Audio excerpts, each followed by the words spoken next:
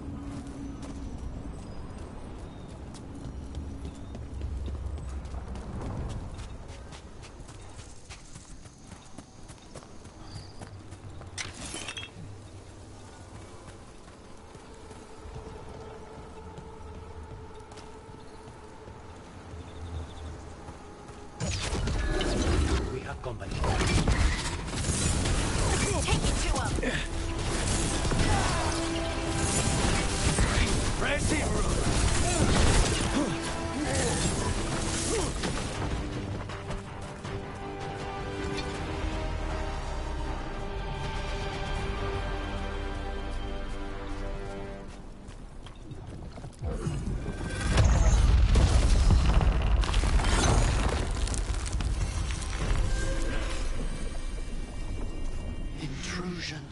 What's wrong? Is it the undead we've been fighting? Corruption seeps in, Dweller. It overflows here.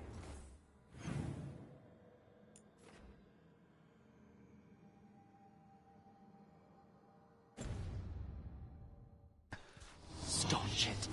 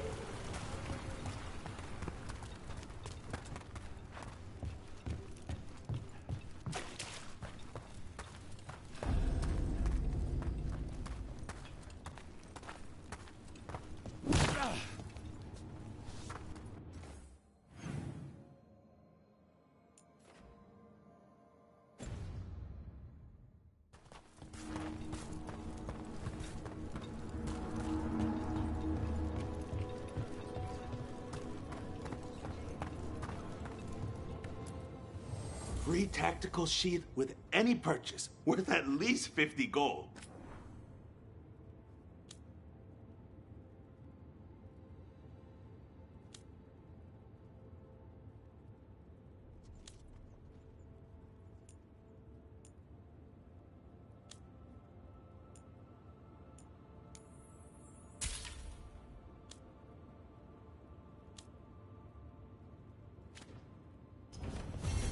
For gold and glory! Spirit of determination. May your enemies die bitter. Yes! Good! Oh, what foul-hearted spirit tugs at the corners of your lips to turn them down so? Oh.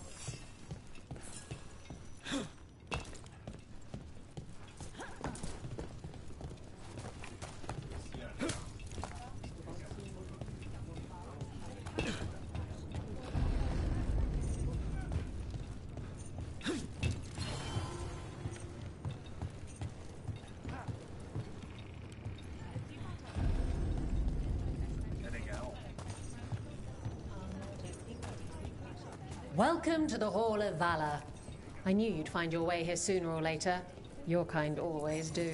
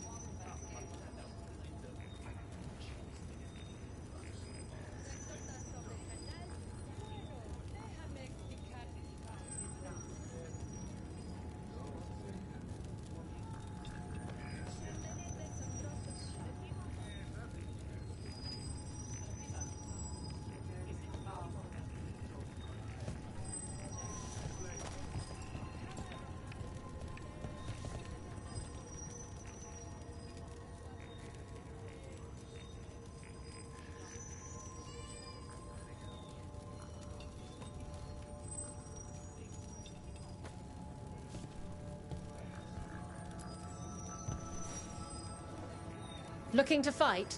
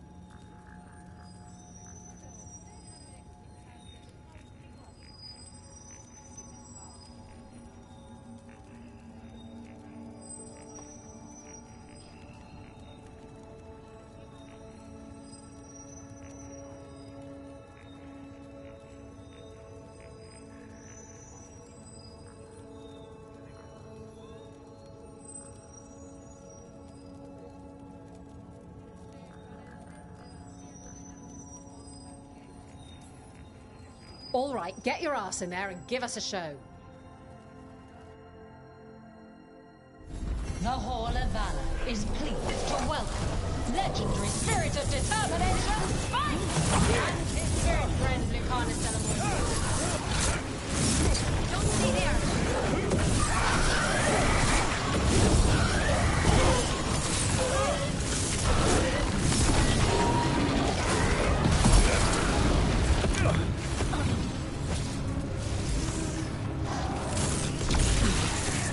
They're at range.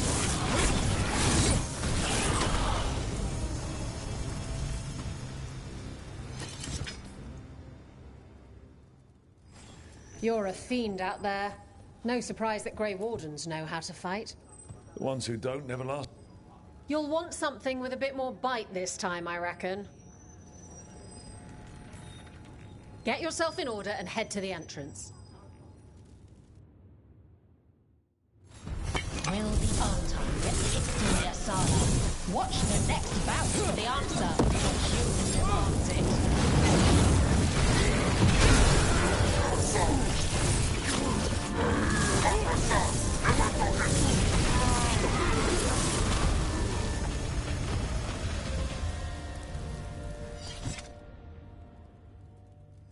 You couldn't pay me to step in the pit with you, and coming from me, that's quite a compliment.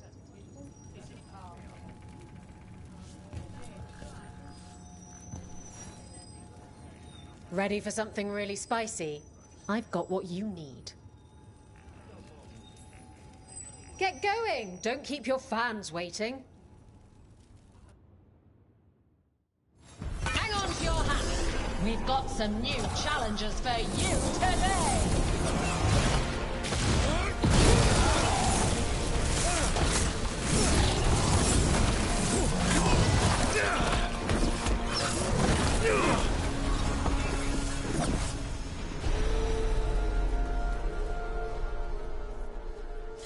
You couldn't pay me to step in the pit with you, and coming from me, that's quite a...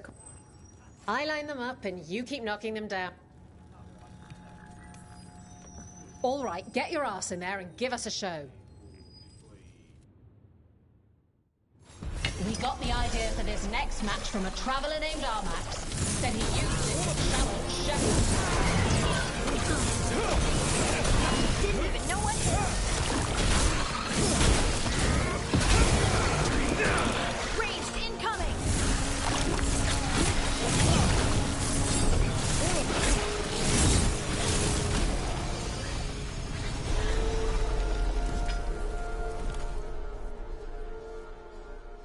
Look at that. Barely a scratch. All right, this is really starting to annoy me. Once more, and don't you dare hold back. Get yourself in order and head to the entrance. Everyone hit the privy and grab a snack. You won't want to miss this next fight.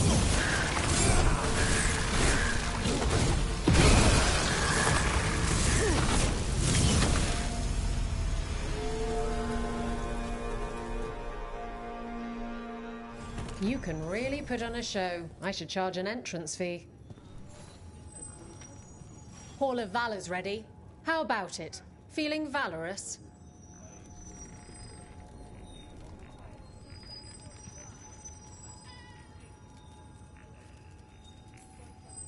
All right, get your ass in there and give us a show. Next up, we call them evil cultists. They call themselves the Venatori, but that fussy name doesn't cover up the stink. Excellent form, Brooke. Snipers! Coming at range. Ready when you are.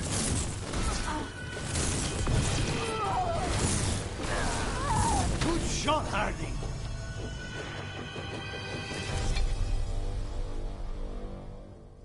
Look at that. Barely a scratch.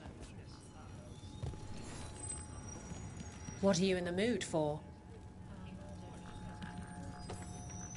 Get going! Don't keep your fans waiting. Grab a cold drink and unbutton those collars, my friends. This next fight is going to be hot!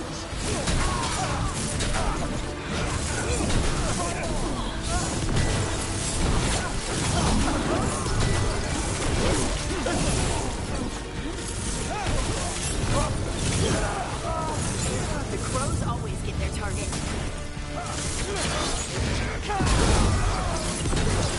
They're winning! Nice hit! That looked like it hurt.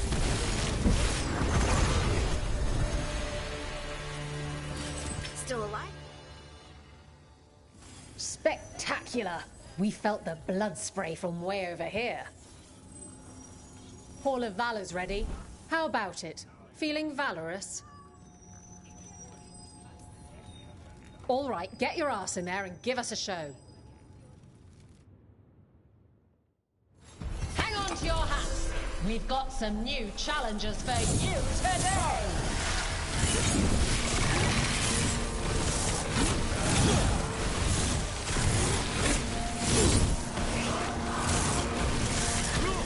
Nice work!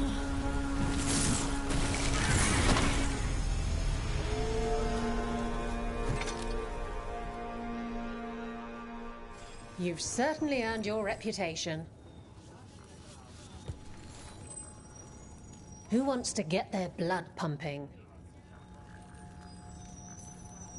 Get yourself in order and head to the entrance.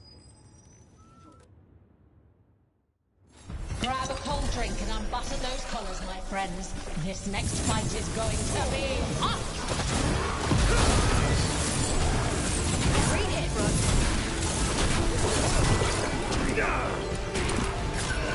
Stay in cover! They're hitting us from afar.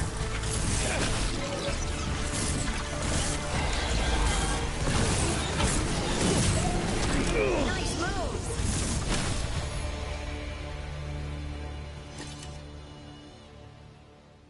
You can really put on a show. I should charge an entrance fee.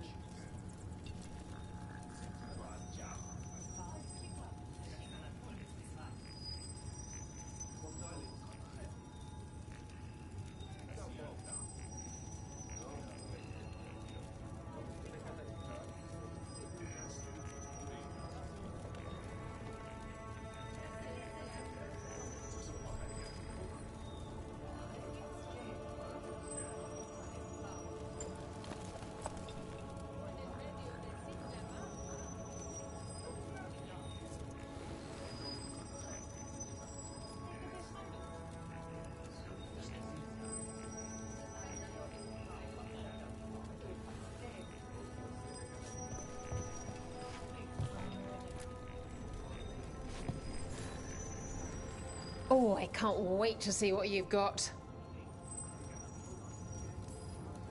Get yourself in order and head to the entrance. Come on, place your wagers. And remember, never bet anything you aren't prepared to lose.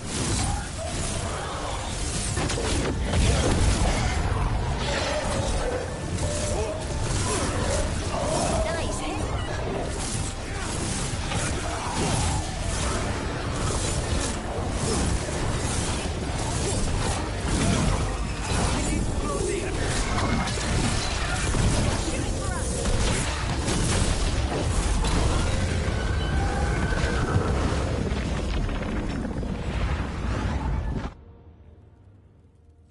Spectacular! We felt the blood spray from way over here.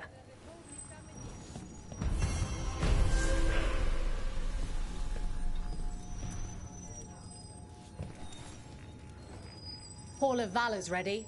How about it? Feeling valorous?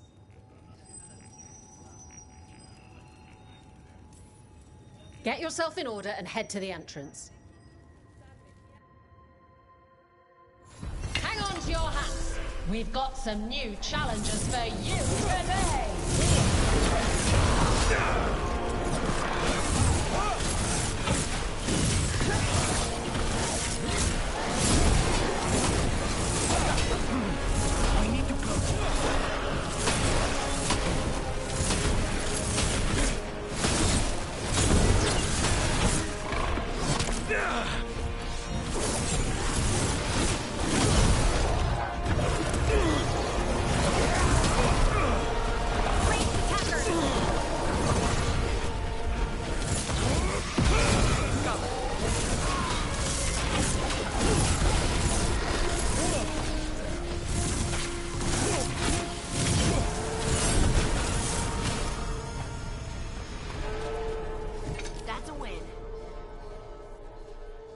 You couldn't pay me to step in the pit with you, and coming from me, that's quite a Hall of Valor's ready. How about it? Get yourself in order and head to the entrance. They invaded our country. Will they conquer the Hall of Valor? Find out as the Armtom enter our next fight. Good hit, Lucanus.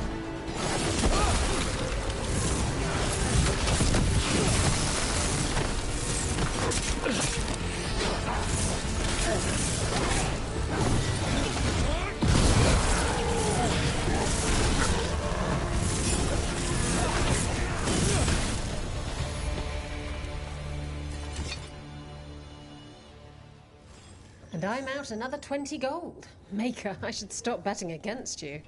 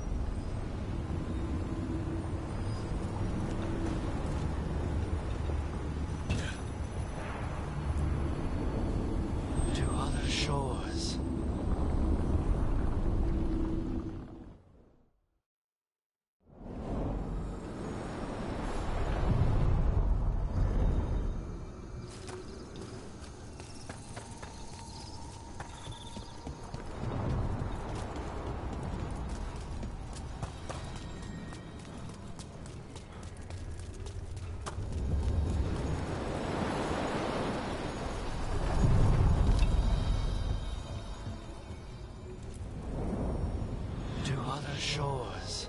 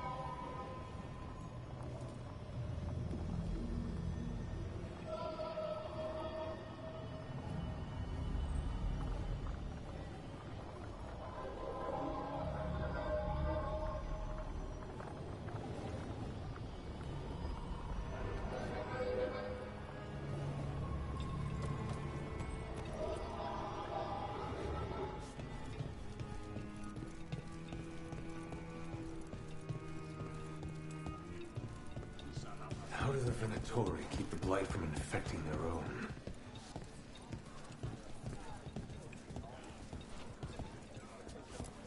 Greetings, Rook. You good? Rook.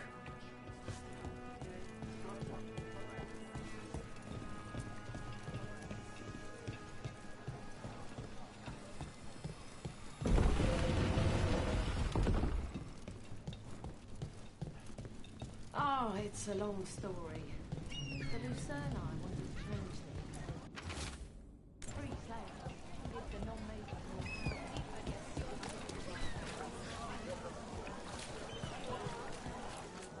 Hey! Don't touch the treasure. There's more of them than ever. Piercing, slashing, stabbing, smashing, crushing. Whatever you need, I have the weapon.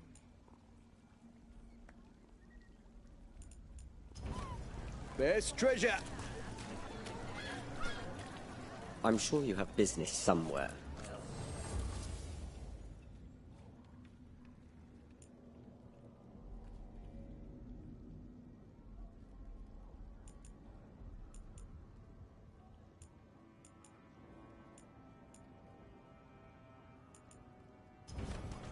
A well-made weapon lasts a lifetime.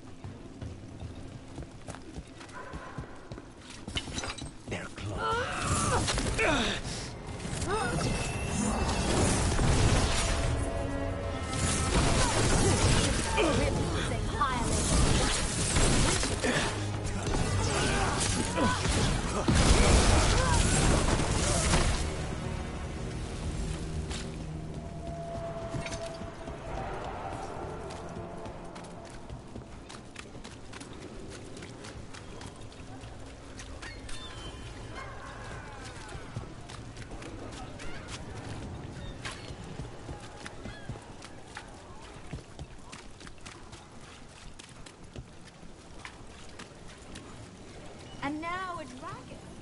What's happening? It's their homes. I wish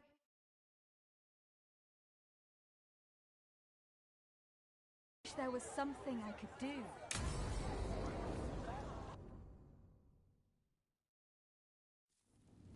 Why did Morgan want to meet in Minrathous? Isn't she helping the Veil Jumpers in Arlathan? Indeed. But today we have a guest, and she needed the anonymity that only a city provides. Well, look who it is. Good to see you, Lace. Rook, you remember how Varric and I served the Inquisition? Well, this is Inquisitor Llewellyn, the woman who led us all. It's an honor to meet you.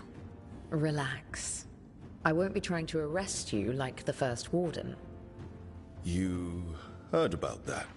Dorian Pavis is an old friend. He filled me in. Indeed.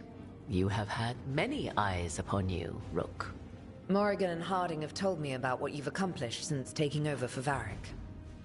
You've put together an impressive team, and you've got the best chance, maybe the only chance, to stop Elganon and Gillenane.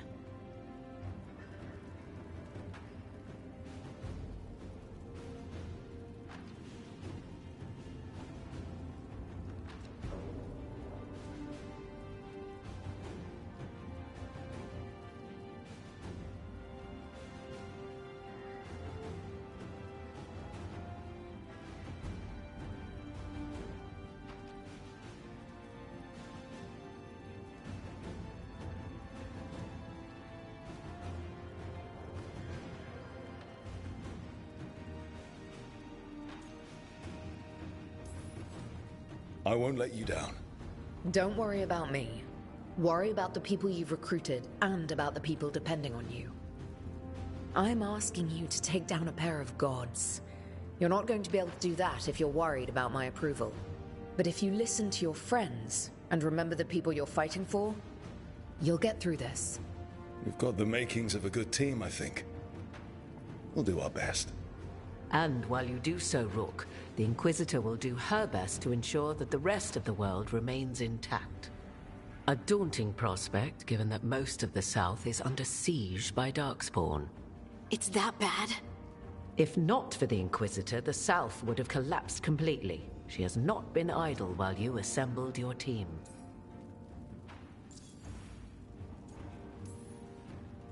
If the South is in such turmoil, why come up here just to talk? And how did you get here so fast?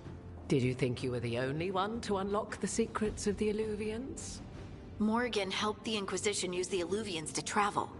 While I lack the Dreadwolf's Viravus, I may still scurry between the walls of this world to be where I might do the most good. The Inquisitor asked to meet you, and I thought it might help you to meet her. I thought the gods were mostly active up here. It's really that bad in the south?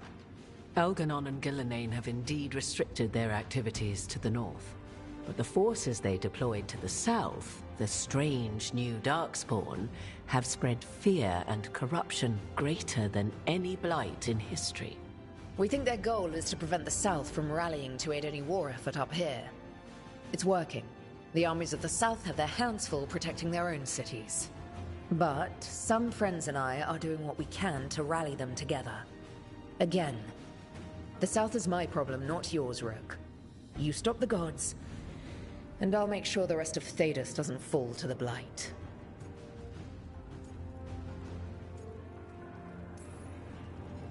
I've been having some trouble getting people in authority to listen to us. If you help with some of your political strength. My political strength? Tevinter hates me. The Venatori helped make sure of that. And while I have a few friends in the Wardens, their leadership hasn't much cared for me since we clashed at Adamant Fortress. The Inquisitor did not come all this way to leave you with empty words, however. She brought something no one else could. A wolf statuette? We've found others like it in the crossroads. Where'd you find yours? I found it right around the time Solus's ritual failed, when he was pulled into the Fade. We've examined the magic, and it's tied to the Veil. To him. Somehow. Solus is ancient, and his magic is part of him in a way far beyond that of mortals. I suggest you take it to the crossroads and see if something in the lighthouse calls to it. Perhaps it will yield some insight into your new ally.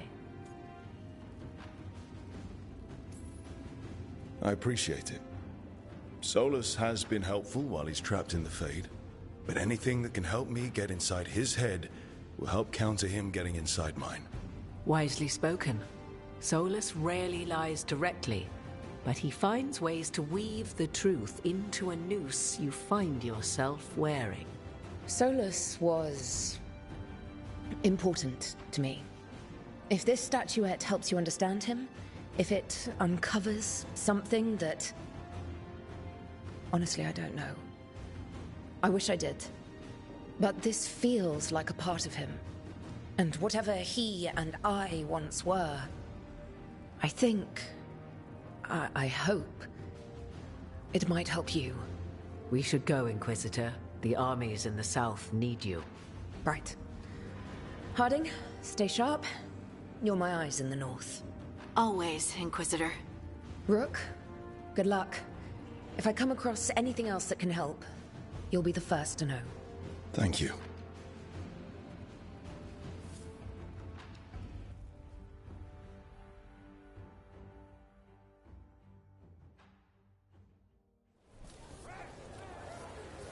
We should take a break. Head back to the lighthouse for a bit.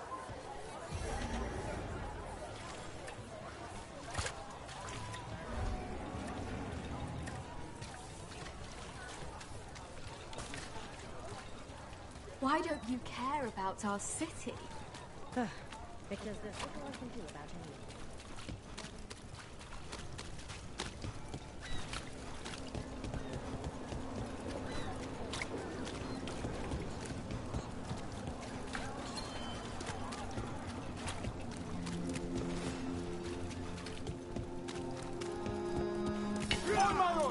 Here we go! Watch your back!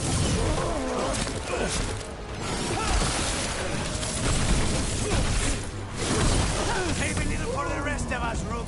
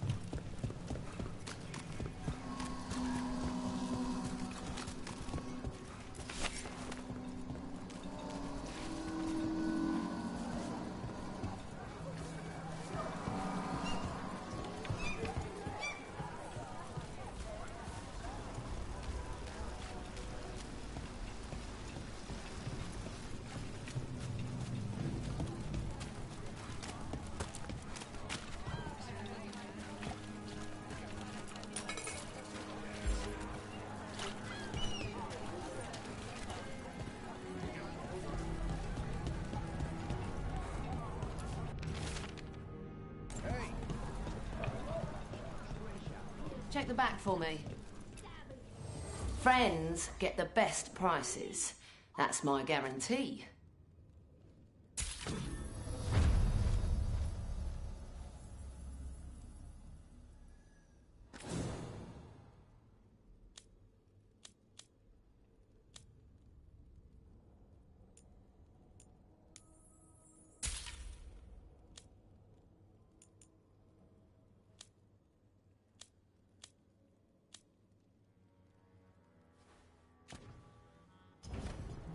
See you again.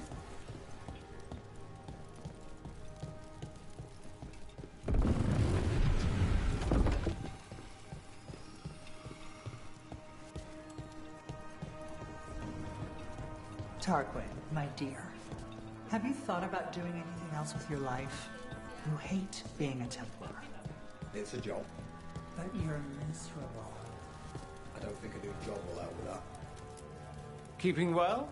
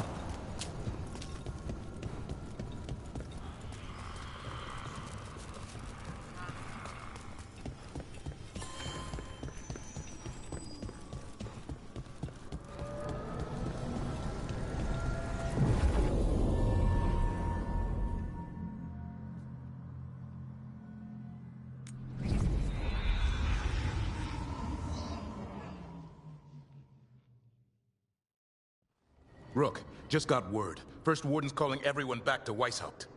Everyone except us, seems like. Guess the First Warden holds a grudge. Calling Wardens back from all over Thedas is a big step. Did he give any reason why? Not exactly, but I've heard rumors of a massive Darkspawn horde on the move. Even hearing there's an archdemon with them.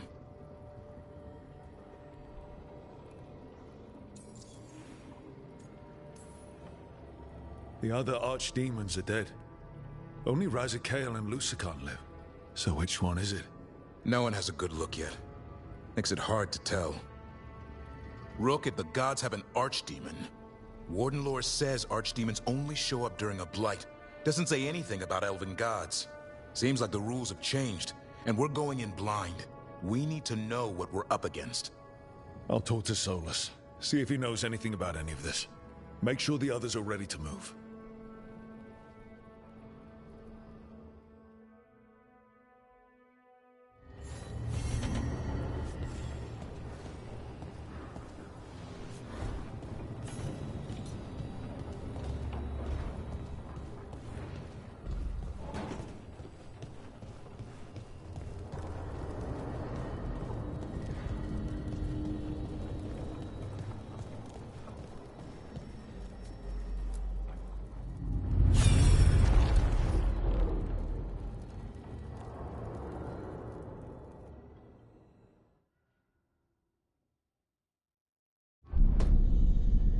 You cannot do this, Algernon. You swore that we would give up our commands when this horrific war was over. Our people need our leadership. If you're unwilling, leave. Our people must rebuild, and we must help unite them. So, we did not fight for freedom, but to conquer this land and our own. We fought to win, and now the Evanuris are as gods. I do not answer to Mythal's annoying lapdog. The people are afraid. They must believe in something. They need strength. And wisdom. They need gods who can protect them. We are not gods. You will learn that. Every lapdog hides a wolf inside.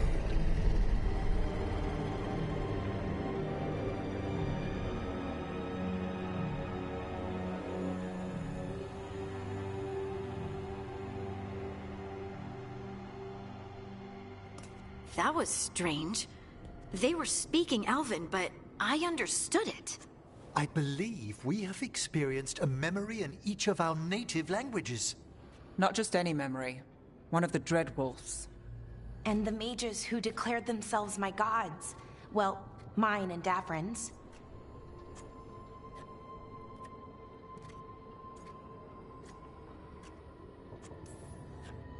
Given what we've seen them do, I was expecting someone to do something epic. Right? It was so mundane. Nothing grand or cosmic. No setting fire to the sun. It was just talking. Politics. I wish they were monsters. Something grand and terrible. Seeing them like that, they're no better than Tevinter nobles. But no worse, either. They were people. And people can let you down. All right. What else can we take from this memory? Elgernon was hungry for power. Did anything he could to get it, and to hold on to it. Then Solus, furious at Elganon's installing himself as a despot, started his rebellion. There's another moving part in this. Mythal. She was keeping the peace. Mythal and Solus were close. The Inquisition found a temple to Mythal, and there were wolf statues everywhere. Then she sides with Elgernon over him. A betrayal. I think I get where Mythal is coming from. Really? You've just finished some big war. Everyone is exhausted, and now Elganon won't give up power. If Mythal sided with Solus, would Elganon have backed down? Not a chance. It would have led to another war. Mythal tried to keep the peace. And Solus must see that, but still can't accept that she chose peaceful politics over his ideals. Perhaps these murals aren't simply memories. They're what Solus wishes to forget. His regret. That means they're a way to learn his weak points. Why are we worried about Solus? He's trapped. Right. But the Dreadwolf was the god of trickery. He's looking for a way out. Bet on it. Meanwhile, keep your eyes open in the crossroads. If there's a way to restore the rest of these murals, Solus would have kept it in his hideaway. It'd be nice to get inside his head for a change.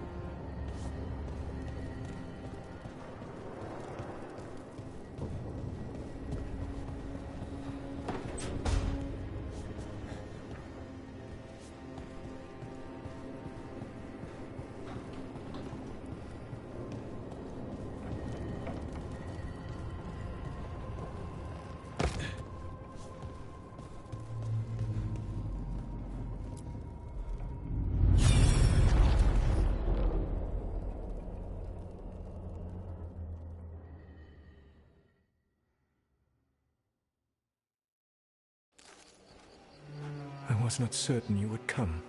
You were the one who walked away. I never turn my back when my friend needs me. The Evanurus seek the magic of the Blight. Impossible. The Blight is safely sealed away forever.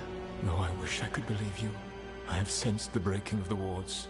I will investigate your claims. If they forget the danger of the Blight, I will endeavor to remind them.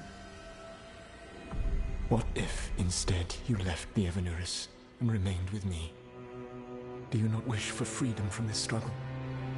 Be at peace, love. I will stop them. As you must. The Blight is our mistake.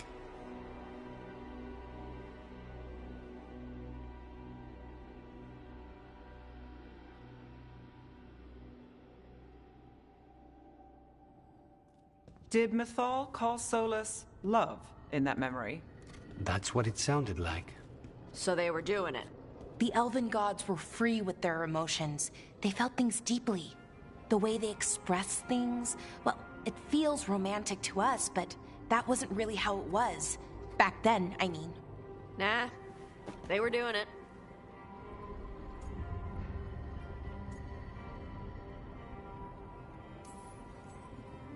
Oh, they were absolutely doing it. Being with someone you're rebelling against? Doesn't sound like Solus. He also met her in secret and talked about how they could run off together. It sounded so tragic and romantic. Oh, wait.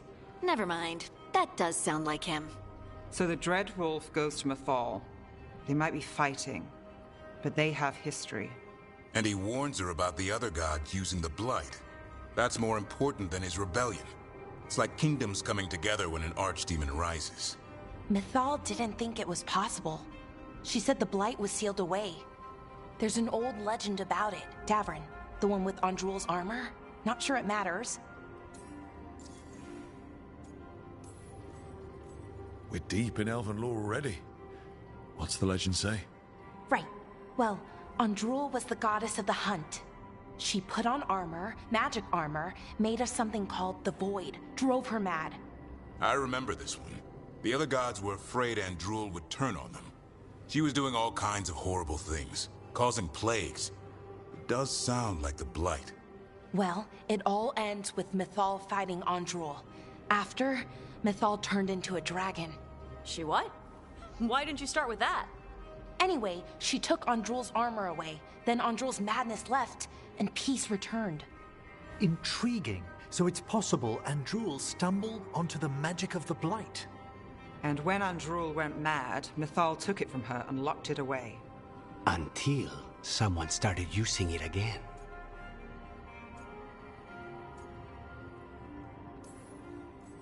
Okay, Solus warns Mythal about the other gods using the Blight. It's not just bad, It's something bad he feels responsible for. The Blight was our mistake. How is the Blight their mistake? Did they find it? Did they make it?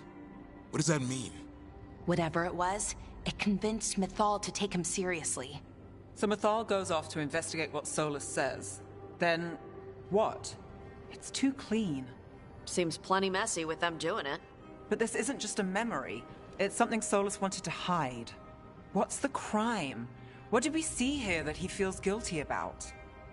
I think I might know. When the Inquisitor was saving the world from the breach, she met Mythal. What? Like in a dream? It was complicated. She helped the Inquisition. There was a magic pond and a dragon. Nice. The point is, she also said the other elven gods betrayed her, killed her. Okay, sorry. Point of order. If they killed Mythal, how was she still around to help the Inquisition? Elven god magic? She'd spent centuries gathering strength and sharing people's bodies, I think. If it was a truly benign possession, that speaks to her character. Solus tried to do the right thing by warning Mythal about the other gods using the Blight, but he got her killed. Well, it's not just that she died. What do you mean, Tosh? It's... Ugh. There was stuff he wanted to tell her, but he waited too long, and then she was dead. He never got to make it right. That twists you up. That's it. There's our crime. Doesn't really tell us anything we can use, though. We know more than we did. That's something. Then I guess we keep our eyes open if we come across more of these memories.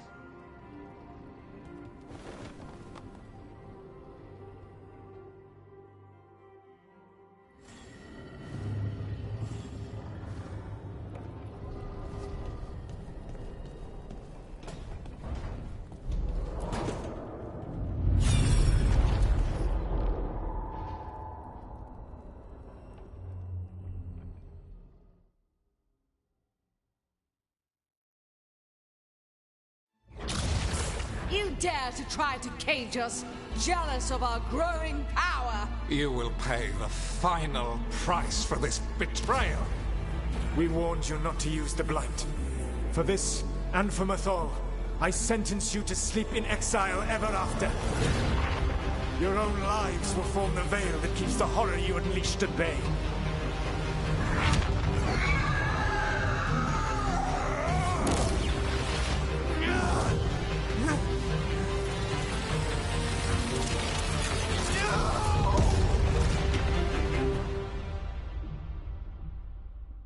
So he locked the gods away and created a veil between this world and the Fade. I mean, they were terrible, no question. But what he did, it didn't just stop them. It destroyed our culture, our world.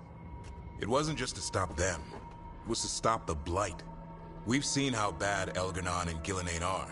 Imagine all 7 corrupted gods running wild. So he created the veil just to keep the elven gods locked in their prison? Yes, to keep them from accessing the Fade, but was the creation of the veil around the world an accident? You heard him yelling. That's not the sound of a ritual going right. What do you think, Rook?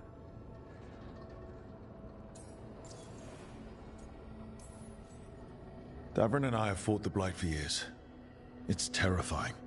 Watching the gods poison his world, his people, I understand why Solus would do anything to stop it. I know, Rook. I'm not denying that. I wish there'd been a better way. That's all. So does he. This isn't a memory he's proud of. I had another question, and I'm sorry, maybe this doesn't matter, but Solus trapped the blighted gods in an ancient elven building, right? That's what it looks like. Maybe a palace? Fancier than what I've seen in Arlethan, at least. And then, the Magisters were lured into the Fade. They broke in, which let the Blight escape, and turned the Golden City black. Right, and the Black City hangs in the Fade, a little reminder of their mistakes. What's wrong, Lace? It's just... the Chant of Light says that the Maker built for them the Golden City, the center of all creation. But if the Golden City was an ancient elven palace, then the Maker didn't build it. The elves did. The Chant of Light is Andraste's visions from the Maker, but it sounds like it's wrong. You're asking if we just disproved the entire Andrastian faith. Did we?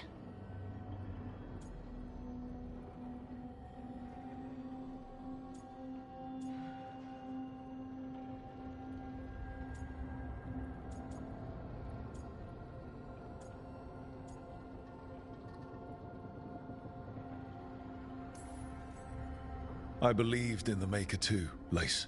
I still do. I don't think you have to give it up. But what they taught us was just wrong. What if the Maker just doesn't exist? The Chant of Light might be wrong, but it's been made and changed by people over 1,000 years. There was a whole verse about an elf named Shartan, and the Chantry just cut it out. So maybe the Golden City was meant as a metaphor. Or maybe it was added because of politics. That might change the history, but it doesn't have to change your whole faith. The Dalish clans are struggling with the same thing. What do we keep? What do we lose? The Elven Gods, the Maker. No matter who you light a candle to, you've got some hard questions to ask yourself right now. Doctrine is not the truth. It is one of many paths to the truth. I recognize the sentiment, though not the specific quote. Who said that? My mother. Ah. Questions of faith aside, we have some very real gods that still need killing. Looks like there are 3 more of these murals with the Dreadwolf's old memories. Wonder what else he's hiding.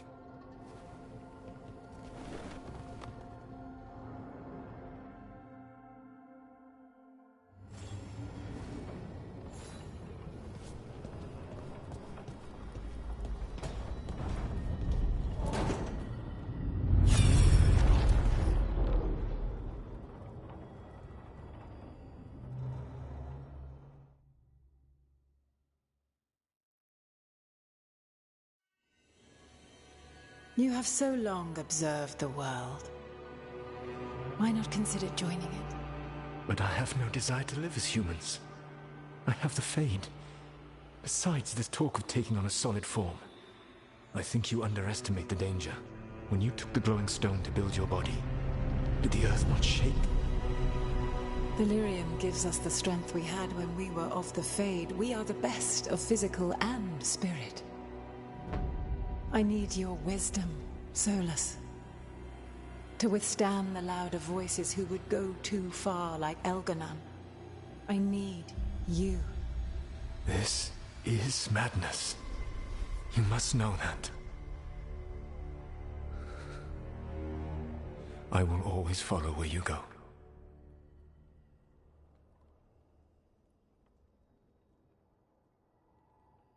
What? This is astounding.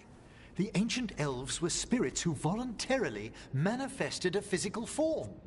I'd rather go back to talking about the Blight. Hey, Lucanus. Could Spite turn into an elf? No. Sorry, but... what?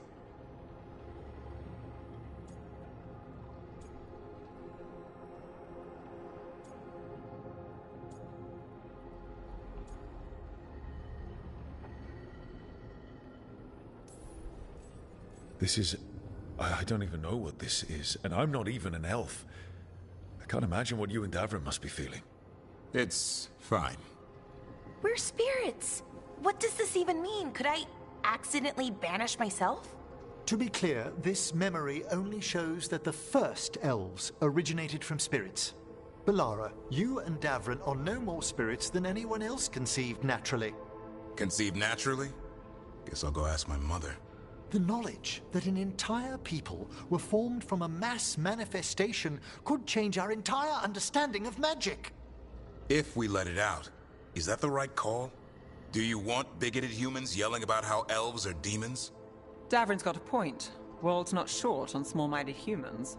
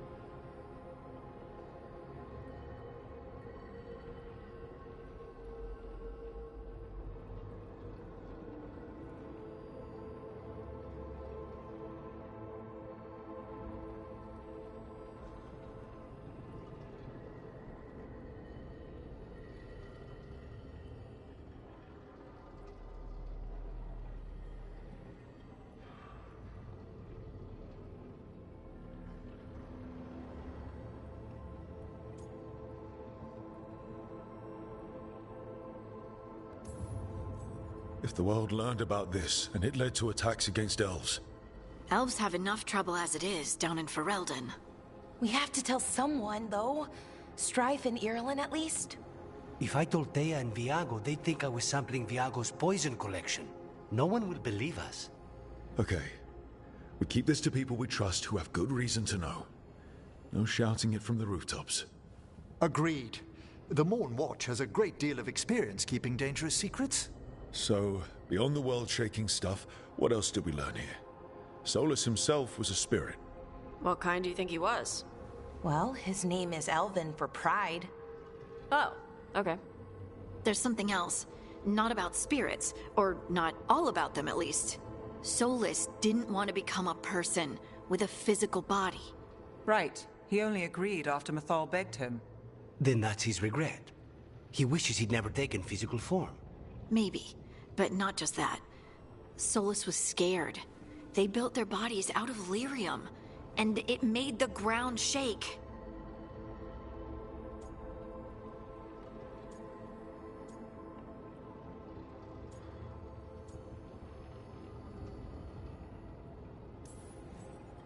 Lyrium is the blood of the Titans. The Titans would have felt it as an attack. They defended themselves. The first memory we saw with Elganon seizing power, it happened at the end of a war. A war between the Titans and the elves. Lace, I'm so sorry. It feels like we still don't have the full picture. But I think that's part of what Solus regrets. He didn't see the danger. Except he did. He was worried, you said it yourself. He did it for Mythal. Everything that followed, he could have prevented, if he just told her no. Then he's got a war on his conscience. Plus, whatever we find next.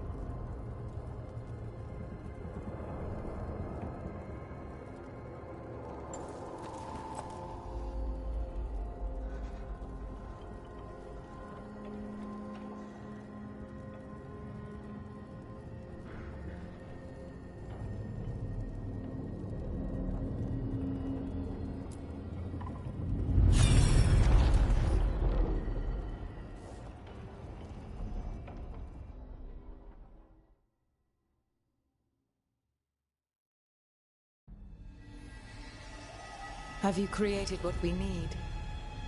With this, the proper ritual will sunder every Titan from its spirit.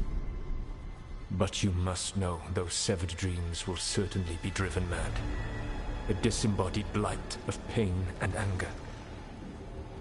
It is awful what we're doing. And the only way to end this war.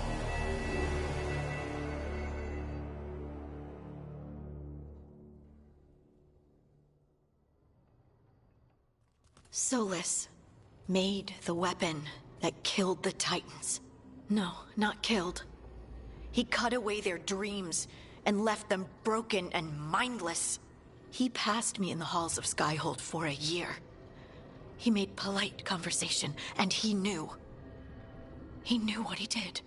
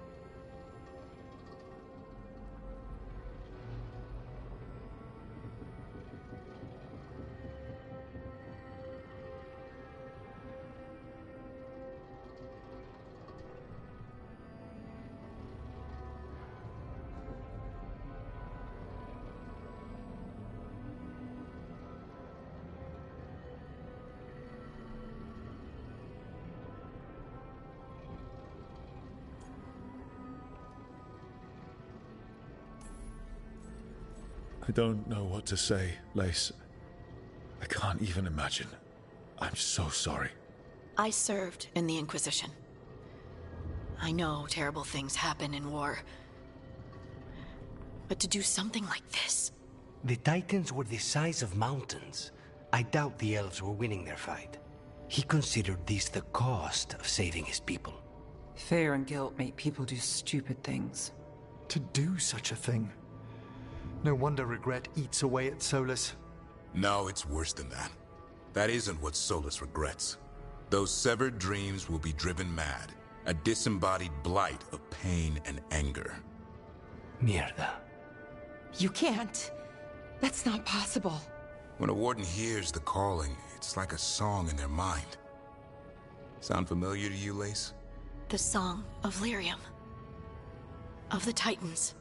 We think of the Blight as this monstrous force with no mercy, no compassion. Evil incarnate. Instead, it's a caged animal. Mistreated and imprisoned for centuries. Until all it knows is fear.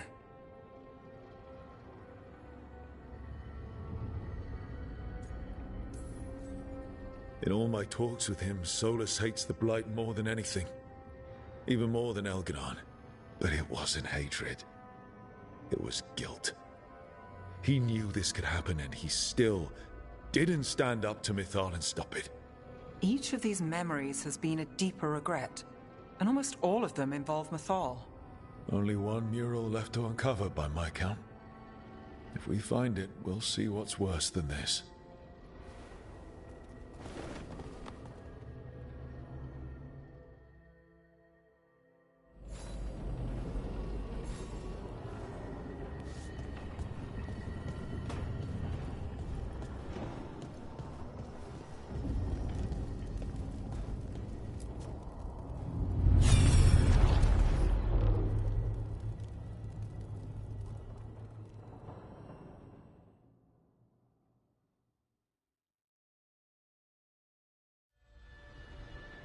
I knew that you would find me, soon enough.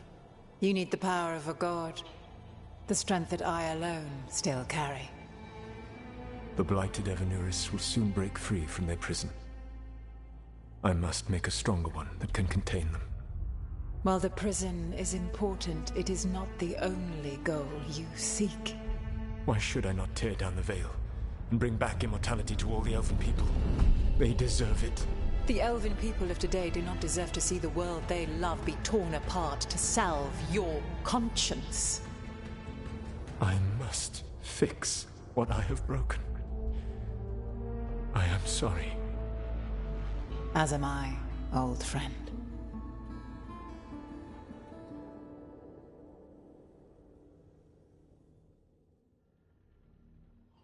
Solus killed Mythal? After all that? Is this another memory from a different time? No. He wore that same outfit in the Inquisition. We knew Solus woke up in this world without most of his power. Now we know how he got it back. By killing the only other god around and stealing her power. All that epic magic and godly power. In the end, it comes down to love and murder. Same as always.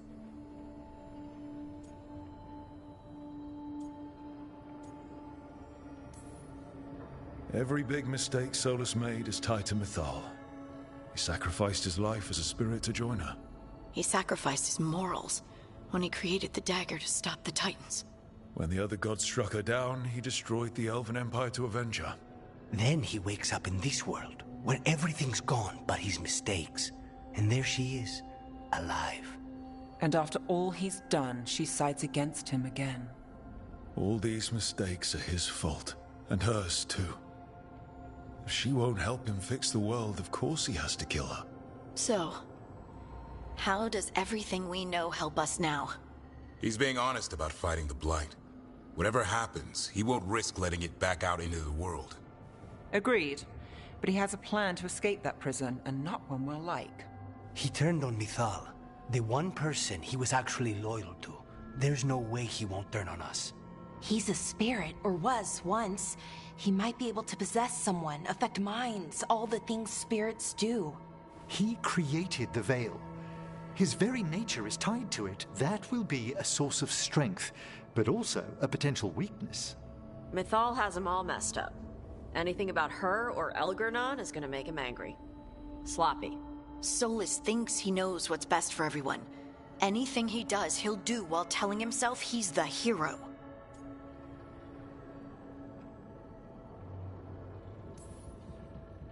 Solus has caused a lot of damage, but he's not like Elgernon, trying to wreck the world to rule it.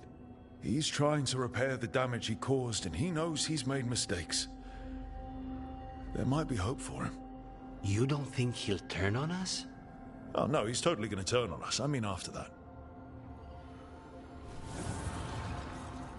You have witnessed the Protector's tale, Dweller, almost to its end. Almost? How can there be more? When the mighty fall, their echoes cross the ages. An audience is warranted.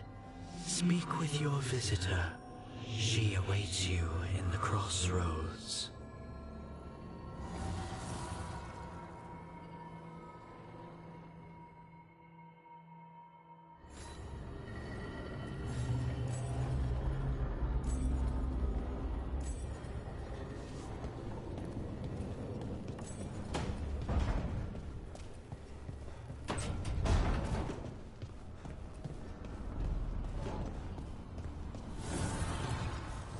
Manifestation.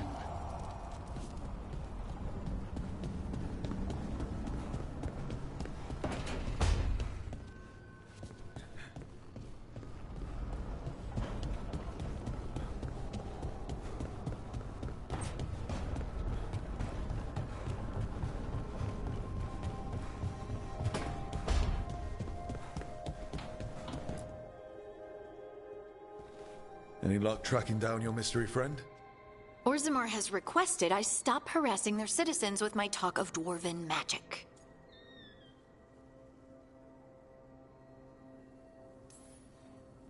Damn. That's a disappointment. Well, I'm not gonna find my answers in Orzammar. My contacts had no idea what I was talking about. So, what now? I was thinking, the voice said look to those closest to the stone. What if she never meant Orzammar? Huh? There is another great Tig, the original capital of the dwarves, Kalsharak. It was lost during the First Blight, and its people survived in isolation for hundreds of years. They re-emerged, some 20 years ago? And you think they're closer to the stone? Orzammar can't help. What have I got to lose? I'm curious about Kalsharak's isolation. The dwarves took heavy losses during the First Blight. To stop the Darkspawn from overrunning them, they closed off passages in the deep roads. Those that could retreated to Orzammar. Kalsharak was lost. They abandoned the city and its people, sealed them away with the Darkspawn. There must have been another way. What they did was monstrous. Can you imagine being trapped, knowing death was coming? But they didn't die. The rumors. That the dwarves of Kalsharak had to change to survive? No one's really sure what that means exactly. When we find them, you can ask. Are you sure Orzammar isn't hiding something? Pressing them for information would be tricky. I could anger someone important. If Kalsharak doesn't turn out, I can go back to poking at Orzammar. But not before then. How do we get in touch with these Kalsharak dwarves? Already working on it. You don't spend 10 years in the Inquisition without making contacts. I should have a meeting set up by the time we're ready to leave.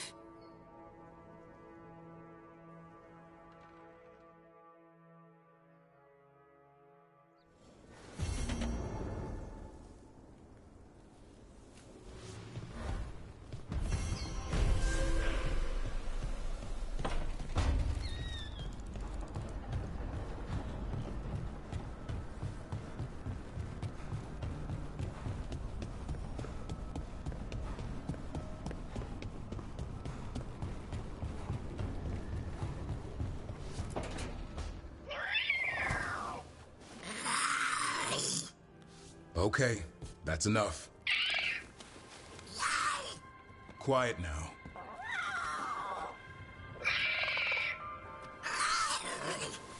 Fine. Who wants a treat?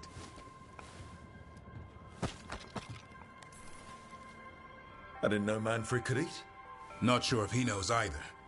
But it worked. Let's see what he does with it. Yeah, if I had a treat. That was just a little white lie to quell the riot. Are you sure it's little to them?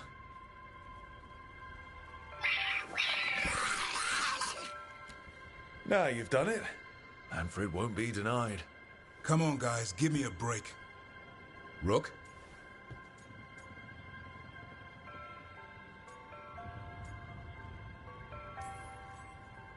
Guys, Davrin's really tired. Trying to fight archdemons and evil gods. Yeah, that's not gonna work. Sorry. Wait, you can't just leave me with the...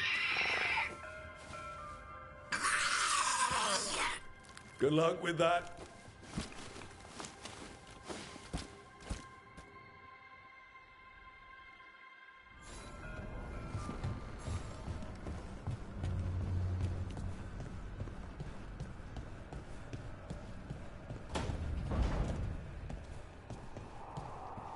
Thanks again for dinner last night, Lucanus. That cream sauce. A little mustard makes the difference. Though, my supplier in Treviso is... Oh, so... Hey, what's the best thing you've ever eaten? Something fancy? We ate a prisoner's nightmare. He dreamed a bloodthirsty tree with 10,000 branches. She was asking me, Spite.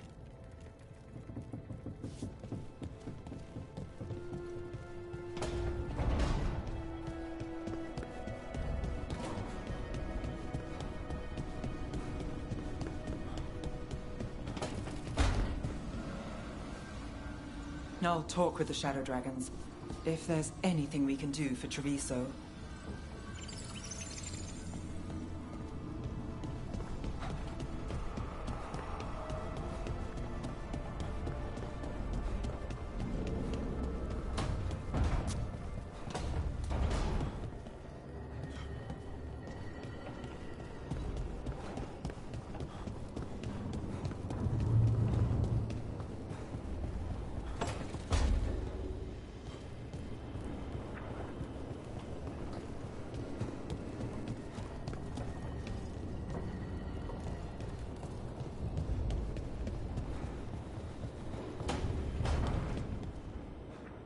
Our enemies are gods, Rook. Nobody fights those alone. That's why Solus lost and why you'll win. He always thought his attachments were a tragic flaw he had to overcome. But they're a strength.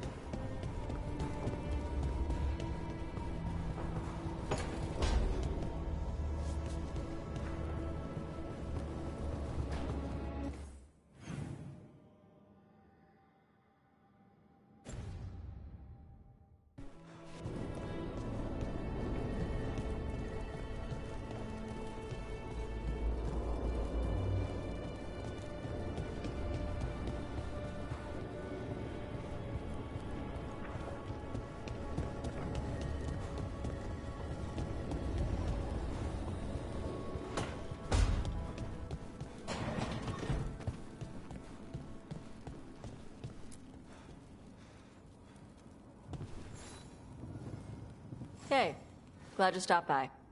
I was gonna grab drinks with the Lords of Fortune at the Hilt. Come along if you want. Get to know the Lords. Sounds good.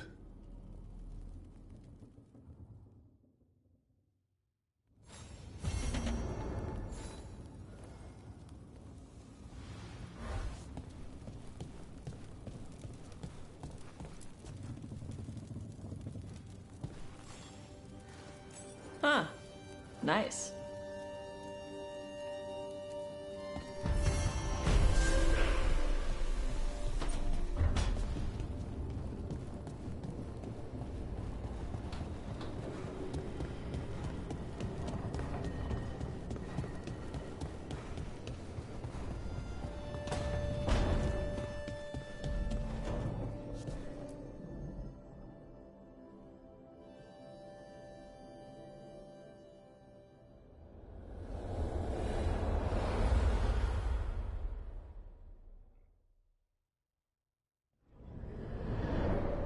How fares your battle? The gods are moving against Weishaupt and the Grey Wardens. We've heard rumors the Darkspawn are being led by an archdemon. And you have questions? I need to know how archdemons relate to the gods. Are they just like the Blighted Dragons, or are they something else? I also need to know how to deal with the gods if they show up at Weishaupt. I propose a bargain. I will answer your question if you answer mine. What? How are the Grey Wardens? Do they understand the truth of the danger yet? We've been through this already. You agreed to help me. What did you think my help would look like, Rook? I need to know that you are prepared. I've gotten a few of them to come around. You're a Grey Warden yourself. Surely you have friends within the Order you might call upon. I do. And I have. We've recruited another Warden named Davrin. But the Grey Wardens as a whole still do not trust you yet, as I feared. We're making progress. When I asked why you should be trusted to lead the fight, you said that nobody else was doing it. That sufficed for me, but you will need more to convince the Grey Wardens. They see themselves as destined to lead this battle. You cannot defeat Elganan and Gillenane without the Wardens. What will you do to bring them to your side? I don't have to convince all of them. I just have to convince the first Warden. Or remove him. Enjoyable as that is to imagine, I doubt the rest of the Wardens would approve. Did you know the Evanuris once numbered many more than those whose names survive in the Elven Pantheon? One warlord was particularly cruel. I sought to free his slaves, but so fearsome was his reputation that none would join me. What did you do? I made people laugh at him. How did that help? For 12 years. Every sound near him, from whispered pleas to shouted oaths to crackling fire, all became mocking laughter. His mind broke under the ridicule, and when he fell, his slaves rose up and joined me. I doubt laughter is going to work on the first Warden. If not that, then what? Whatever it takes. Easily said, but it will have to be enough for now. You have answered my question, and I owe you an answer in return. Yes, the old gods of Tevinter, the archdemons. There never were Tevinter gods. The archdemons, as you call them, were always merely the weapons of the Evanuris. All right. Let's hope we can find the gods before they find their weapons. Unfortunately, the Dragon Thrall's life force is bound to the Evanuris as both power and protection. You will not be able to kill or likely even harm one of the Evanuris until their Dragon Thrall is slain. What can you tell me about the archdemons themselves? Each is different, shaped by the whims and ego of its master. Elganan is the Lord of Tyranny. He would have ruled alone had Mythor not forced him to share power. Those who are strong, he molds into dictators themselves, with visions of godhood. Those who are weak, he crushes. His archdemon reflects him. It is huge to feed his ego, the epitome of dragonkind, bent to his will. Elganan sounds legitimately terrible. He is cruelty and arrogance personified. All of the Evanuris were flawed, but he made all of them worse. By contrast, Gillenane was a servant of Andrul, whose skill at making monsters earned her promotion to the Evanuris. She is brilliant, ambitious, and unconstrained by anything you would understand as morality. In a kinder world, you would never need to see what she has done to her archdemon. In this world, I only hope you kill it quickly. In any event, the Evanuris will not be vulnerable until their archdemons are dead.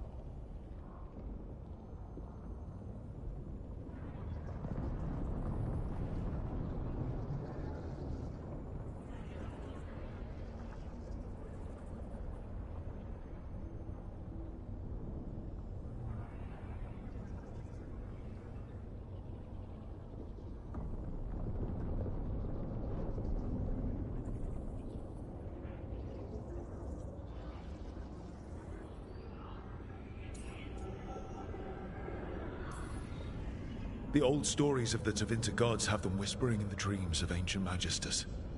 How did they do that if they were just tools of the elven gods? The archdemons were once high dragons. The Evanuris bound them as a source of power. When I imprisoned the gods, their dragons remained free. That was my mistake. How so? I never bound a dragon to myself, for I believed that to enslave another creature was immoral. As such, I did not understand the power that connection gave. I thought the prison I had made was perfect. But their dragons were the conduit through which they spoke to dreaming minds.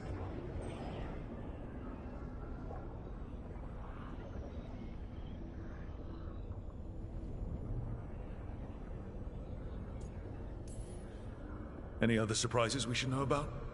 Even with their dragons dead, the Evanuris are powerful and well protected. You will need to use my dagger, the one you recovered. It can pierce their enchantments and strike them down. All right. Kill the archdemons, then use the dagger to take down the gods. Even a single opportunity to strike the Evanuris down will be rare, fleeting, and costly. You will not have another chance to catch them unawares. When you strike, you must be fully prepared.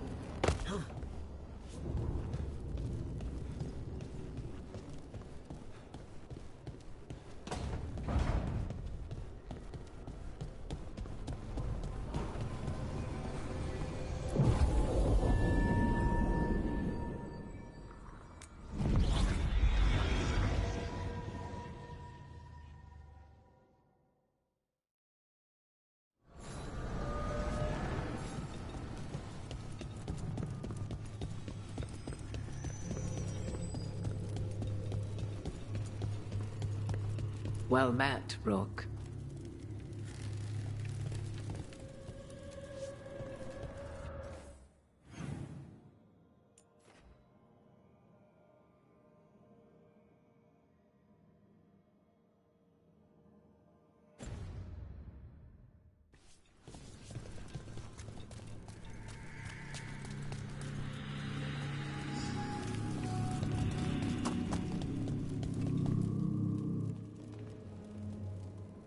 How did you get here? I did tell you I had my ways through Illuvians when I introduced you to the Inquisitor, did I not? The Illuvians in general, yes, but not the Dread Wolf's crossroads. I would think you have more pressing questions at the moment. Questions about Solus and Mythal? Mythal? The two gods have always been linked, have they not? First, when Mythal bade her companion spirit to abandon the Fade and take on mortal form.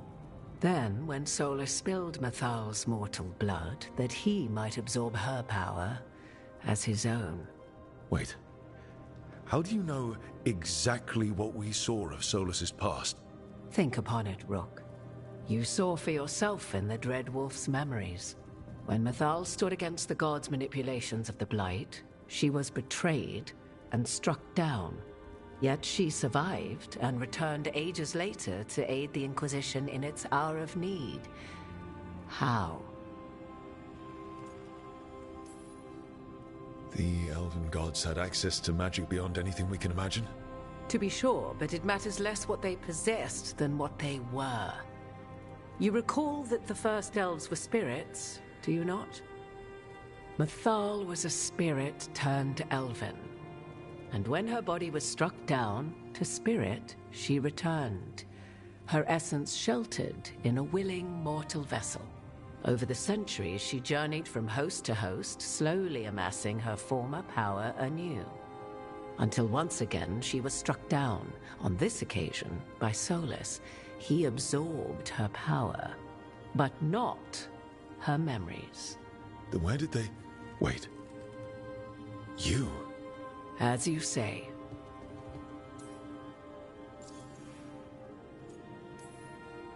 You're Mythal. That's why the ambient magic around you is so fractured. Such a flattering picture you paint of this ancient bond.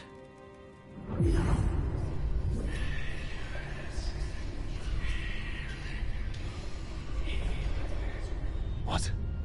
That was like how Elganon and Gillenane can talk in your head, but... 'Twas Mythal you heard, her echoes. Yet I am not the goddess returned. What are you, then? I once feared Mythal would consume me were I to carry her, but 'twas not so. I remained free-willed and mortal.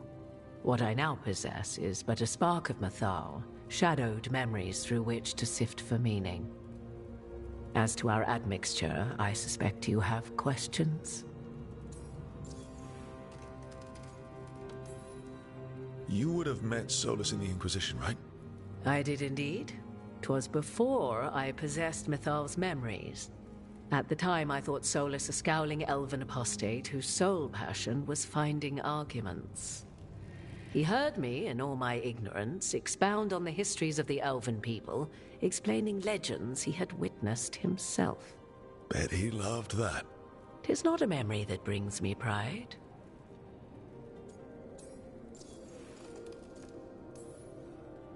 Do you have information we can use against Gillenane or Elganon? Or Solus? The last time Mythal faced Elganon and Gillenane, she was struck down by the very dagger you now carry. What about Solus?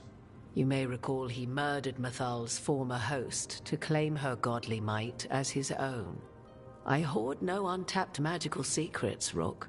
What I do possess, I share freely with you and the Veil Jumpers. All right. So, there's the soul of an elven god inside you. How does that even happen? Mythal's last host was my mother, Flemeth. Oh. When I learned she intended me to become the next receptacle of an ancient god's soul, I feared naught would be left of my own. It inevitably came to pass on a deep night. I was awakened by the presence of a blaze of magic in the shape of a woman who both was and was not my mother.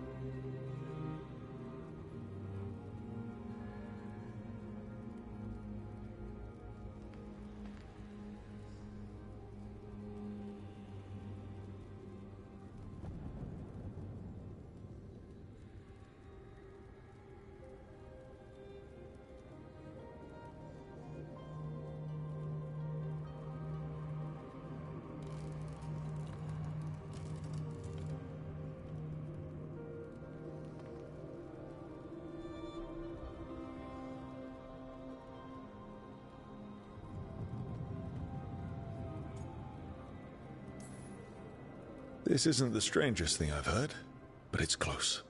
'Tis difficult to describe, even now. Mathal's memories were both gift and burden, this blazing woman told me, but I must accept them of my own accord. The decision was paralyzing. What would it mean to become such a host? What would be lost if I refused? In the end, 'twas something in my mother's voice which guided me. What was that? Regret. Not the regret of a god, but of a mother who knew she would never see me again. And so, my mind remains my own. What I gained was knowledge, both Mathal's and of those who bore her. How can you carry Mathal's soul if you're not an elf? Her spark has sheltered within both elves and humans who were sympathetic to her in thought and circumstance. Mathal's last host was a woman wronged, trapped by those sworn to love her. We may readily imagine their kinship. You didn't come out here just to tell me you're Mathal. I am not Mathal in her entirety, but yes, the Dreadwolf has occasion to visit you in dreams, where he portions out advice. And now, after finding his memories, you have peered into his deepest sorrows. Tell me then, what do you make of Solus?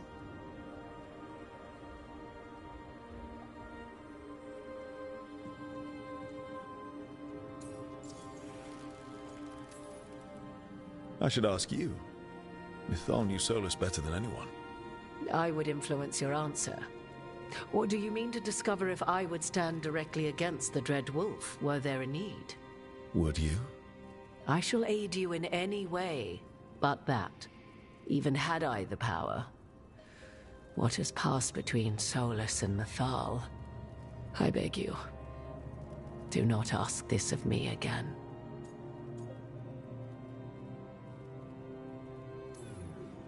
Well, Solus killed the Titans, destroyed the ancient elves, and wants to ruin this world to bring back his old one.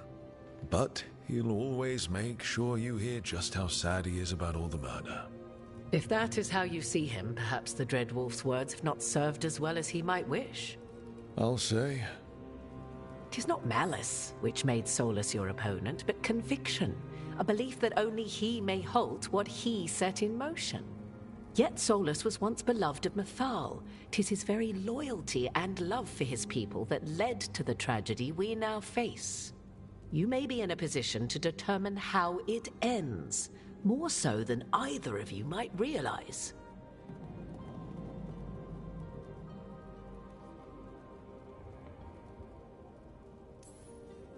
Maybe there's a way we all get what we want. Do you truly believe such a thing? Well, maybe at least what we deserve. If you would shape the outcome of your battle, I've one last secret to share. When Mathal was struck down by the other gods, it was with her own lyrium dagger, the dagger you now carry. Solus recovered it from Elganon, and from it extracted a fragment of Mathal that had lain hidden within its depths. This fragment, a younger sister to the one I carry, if you will, resides here, in the crossroads. I can open the way for you, find her, survive the encounter, and the essence you obtain will aid you in times to come.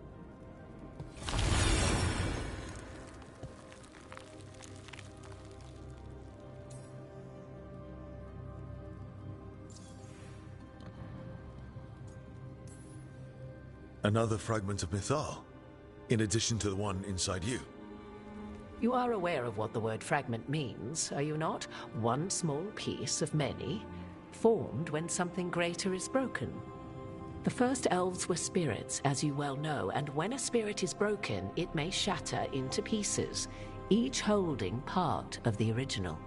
Among the ancient elves who became known as gods, Dirthaman and his brother, Falondine, are but one example.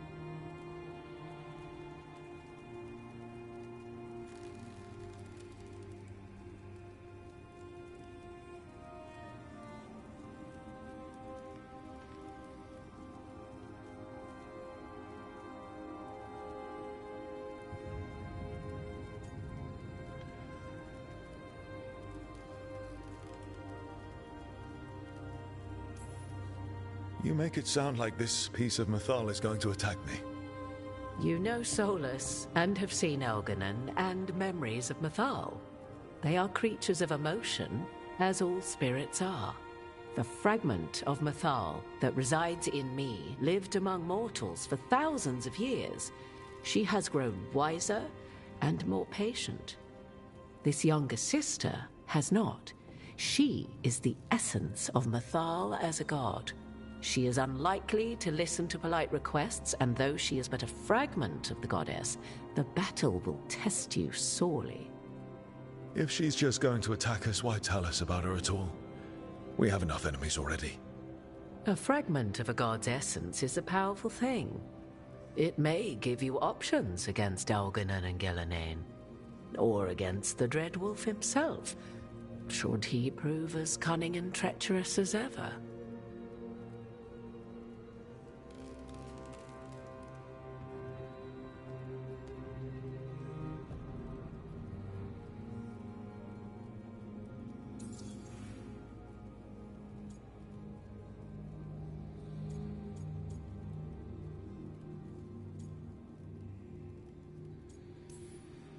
You would know this aspect of Mythal better than anyone. Could you try talking to her? I dare say she would attack me on sight. Spirits can't get along with fragments of each other. Spirits, certainly. But the aspects of a self-righteous god who have walked different paths for ages? One bears the insult of her betrayal by the Evanurus, and then by Solus, as fresh wounds, insult upon injury. The other once fell in love with an Alamari chieftain and lived happily in a swamp for centuries. Each reminds the other that another path existed, that they could have been wrong, and nothing angers Mythal like being wrong.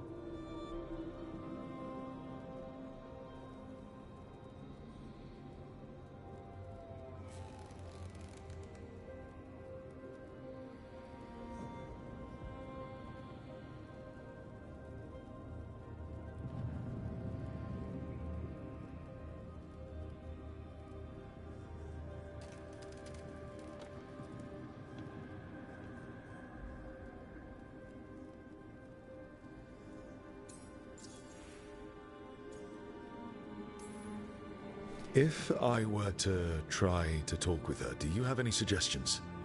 She will demand respect, but detest flattery. She appreciates righteous anger, but will not tolerate pity. She is, for want of better phrasing, prickly. But if you are determined to try, then I wish you luck. Thank you for the information, Morrigan. I only ask that you reflect upon what I have said. The Dread Wolf is not so apart from the world as he thinks. There, you have the advantage of him.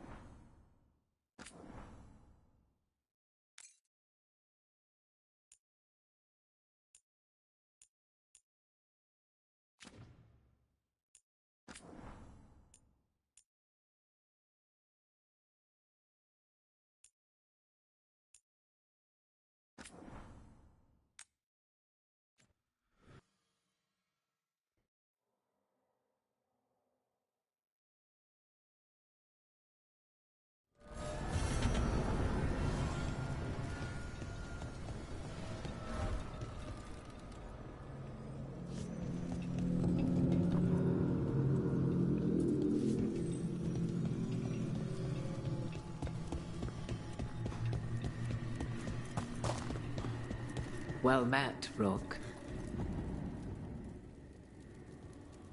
How did you get here? I did. Wait.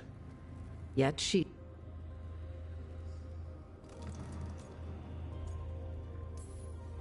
The Elven God. And when her... Then where did the...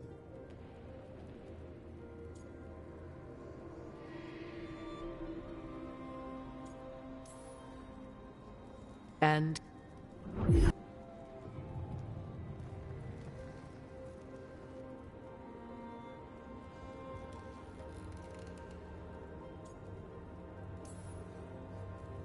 Tell me then.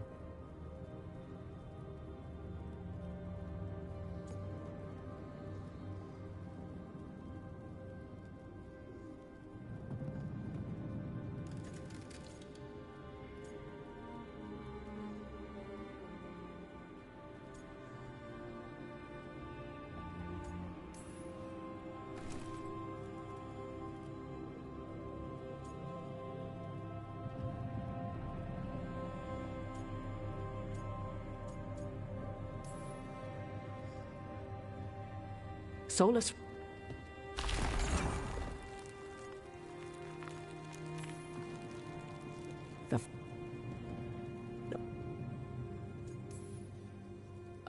The dread will...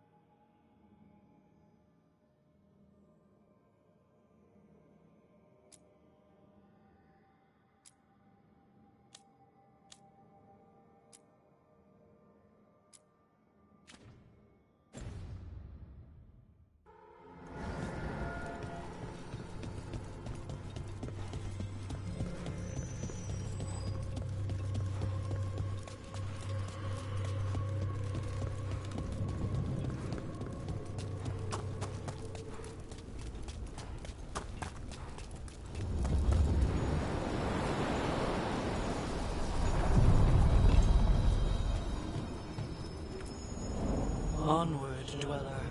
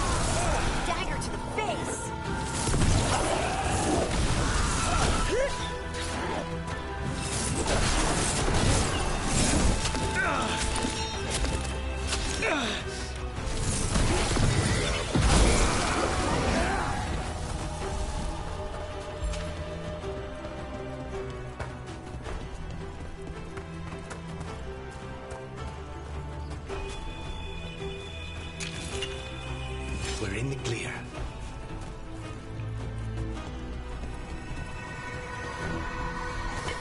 Trouble scouted.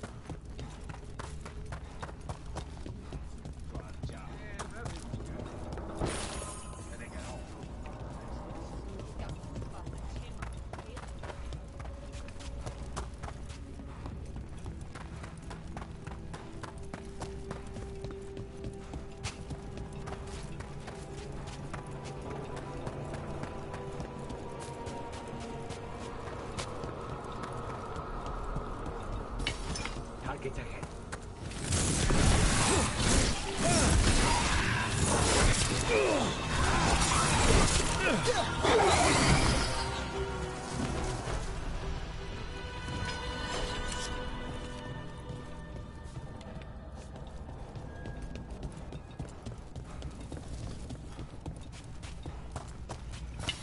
Get ready.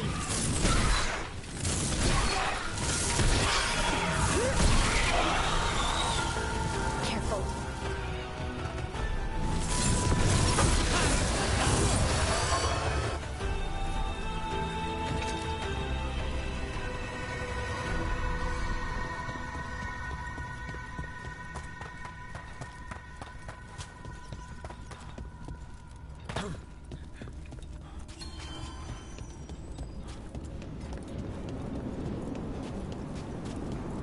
Everything's calm. Looks like the candles worked.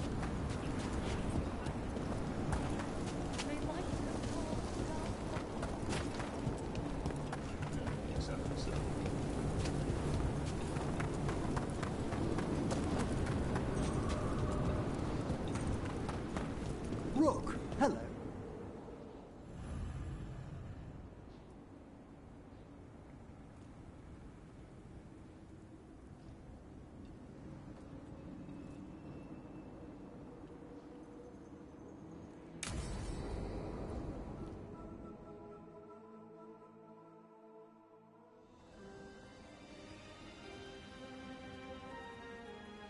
Thank you again for coming.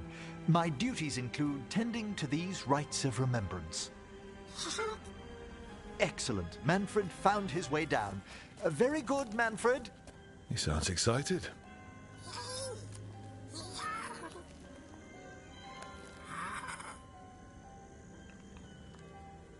I thought we'd start the rites here. A tableau of the dead, commissioned 173 years ago. These lives were flickers against the ages, precious, fragile, and finite. Now they serve as a warning. Don't linger overlong in the gloom. Live with grace and fervor while you may.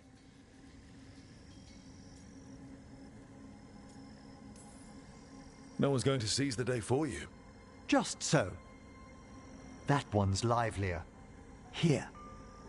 Who were you when you breathed above? This body was a tailor's, a mother's.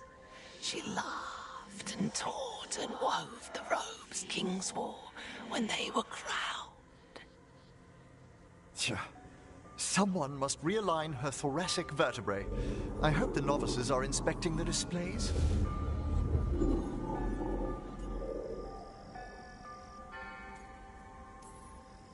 Seems disrespectful to abandon something you built. Precisely. No wonder there's been an uptick in hauntings. Wait, what? Let's continue.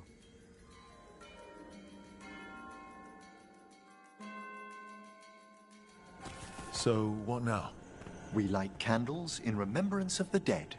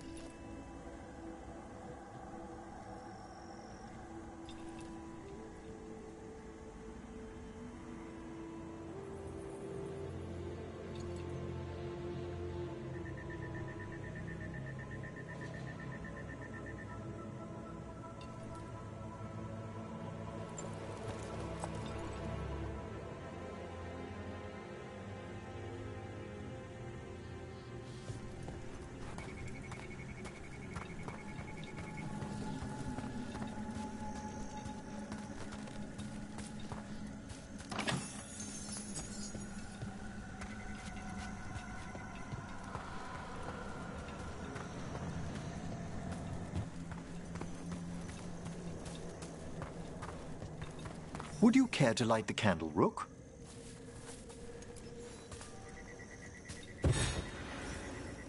Look at this. The last tomb of the Tannhausens. A very influential family in the Storm Age. We broke the bones of dragons. A posthumous motto. Their last heir met his match against a Highland Ravager. Death by dragon. Surprised there was enough to bury. Do you know, I never expected that the door we found back in the Vault of the Beloved would lead here. So the necropolis actually shuffles its rooms around? From time to time. Very unlikely to happen while we're inside a chamber.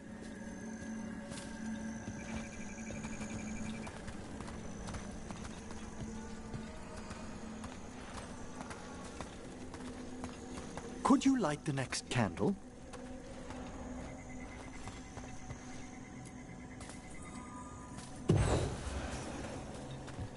Aha! One of my favorite flowers! A variegated weeping widower. You know your plants? Alchemy is my hobby. It's a break from teaching spirit calling and theoretical applied metaphysics. Right. Just on the side. This way, Rook. You were right about the gardens being peaceful. The necropolis has its dangers, but these places are a refuge for the dead. How many people are buried here anyway? Excellent question. We rarely should take a new census.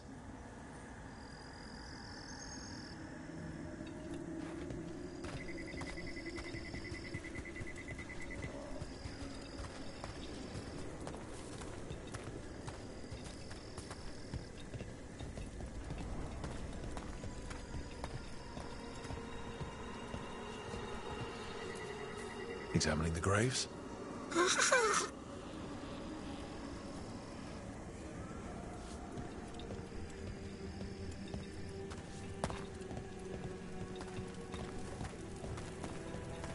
You'll need to light these candles as well.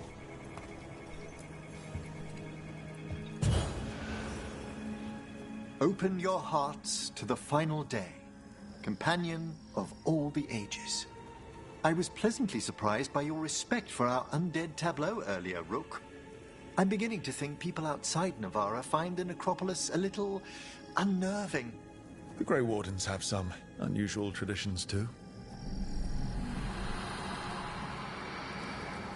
The spirits gather. Only a few more candles. Follow me.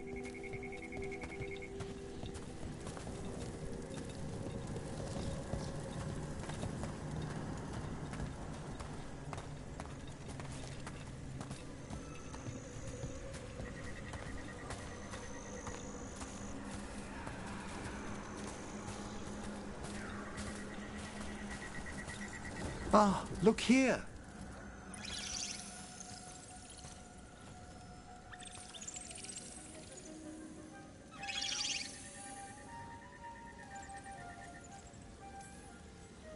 Hi. Should I say hi? It's curious about you. We're also enjoying the gardens, but with one last ritual ahead. On your way, my friend. Spirits really are your specialty. I've always had a rapport with them. Even as a child, they were my companions. After you started training here? After I was orphaned. Oh. A collapsed building, swift deaths. After the funeral, the Watchers took me in.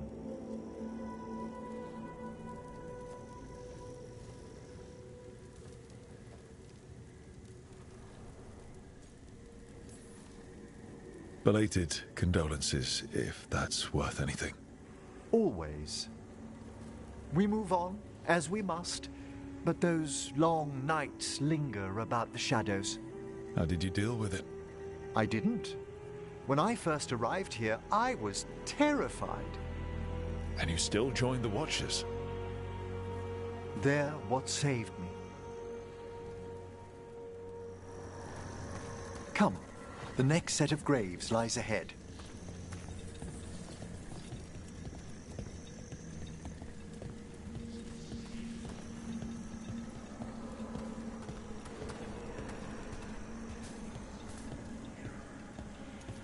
Please, light the next candles if you would.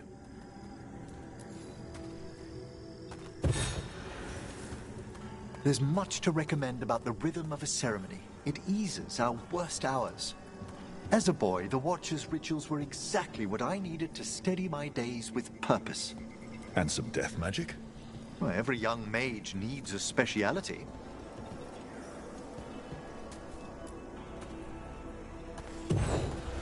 All this pageantry, this magnificent gloom and its rites, I ask you, Rook, what is it for?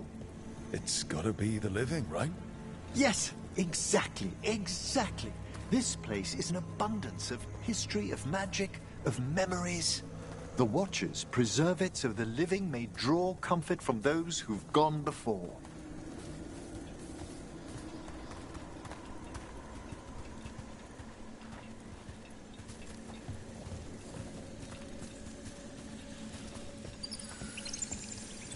We must get to the candle, please, Manfred. You told Harding that Manfred used to be a wisp until you gave him a body. Yes, he's taken so well to it. Haven't you, Manfred? Here are the last candles you'll need to light.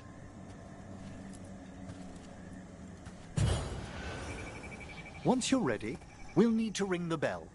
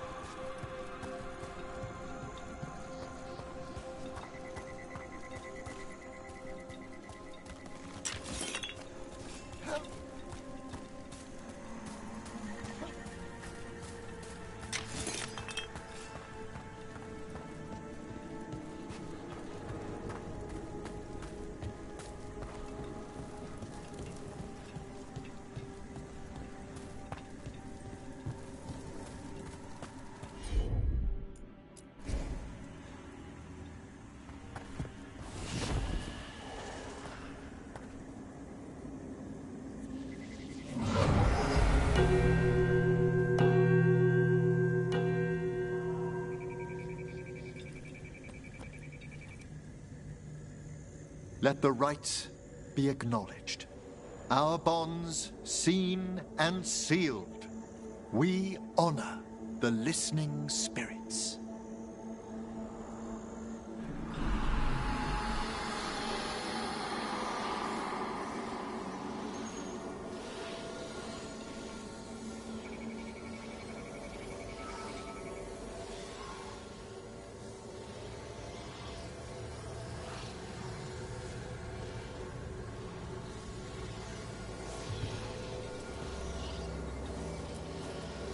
Hail from the abyss.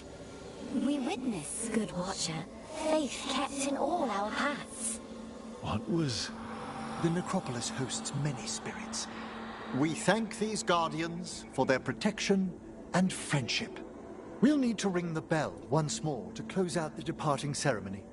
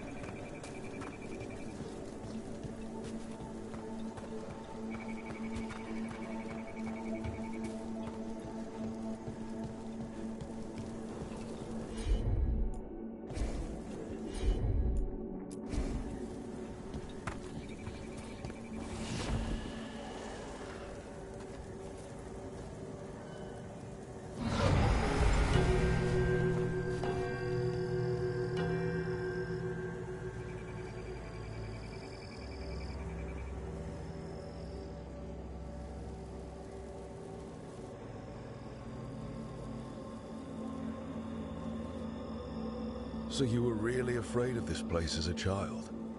It wasn't the necropolis itself, but what was draped around it. Have you ever been frightened by the thought of dying, Rook?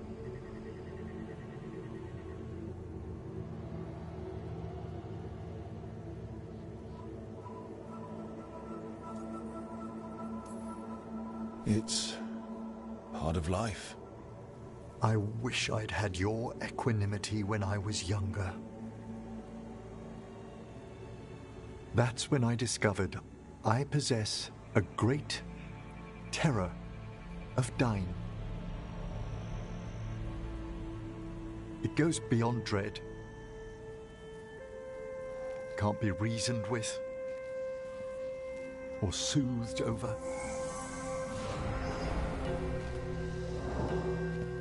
It comes without warning. In the dead of night, sunlit streets, a roar, strangling fear, struck somewhere deep past the heart. That's an issue for a necromancer.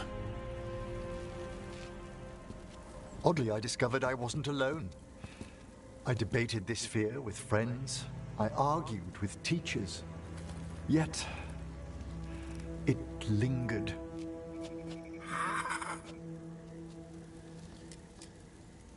Manfred's right. That's maudlin enough. There are struggles, but a watcher should always find peace amongst the graves. And what sort of host would I be if we didn't end with some light refreshment?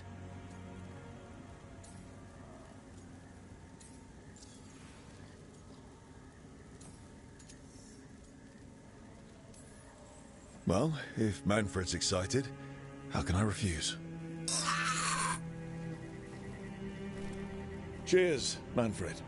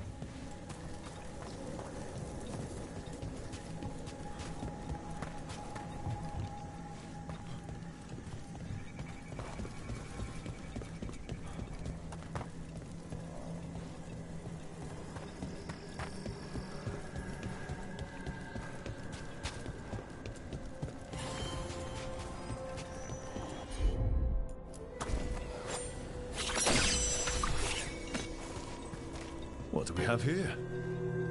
Huh. Who's writing on these bells?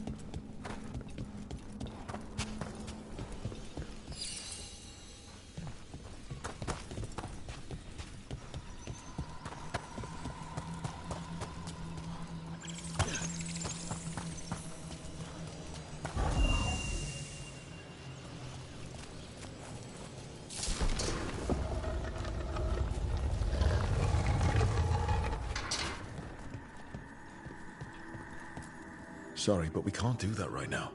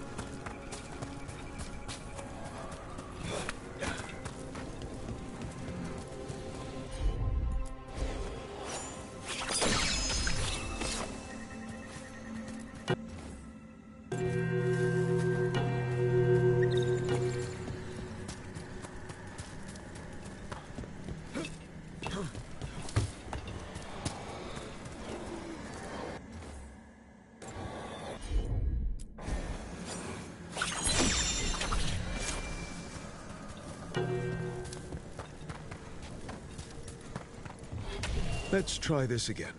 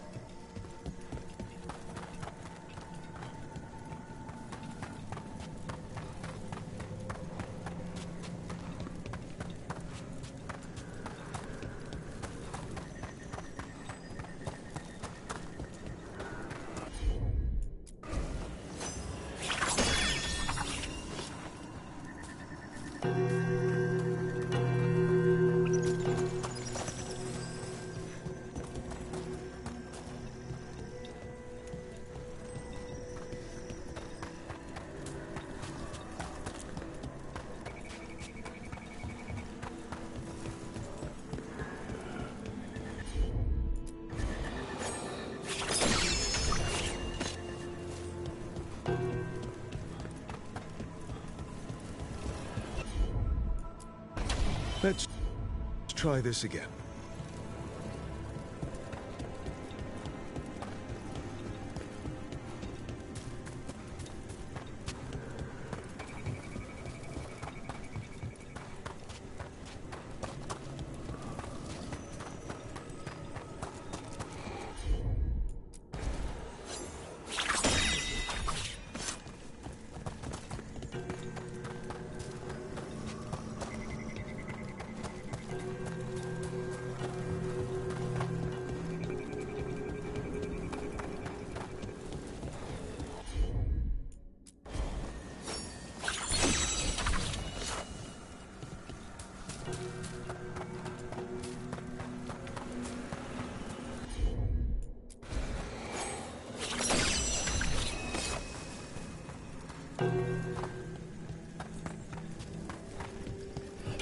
Let's try this again.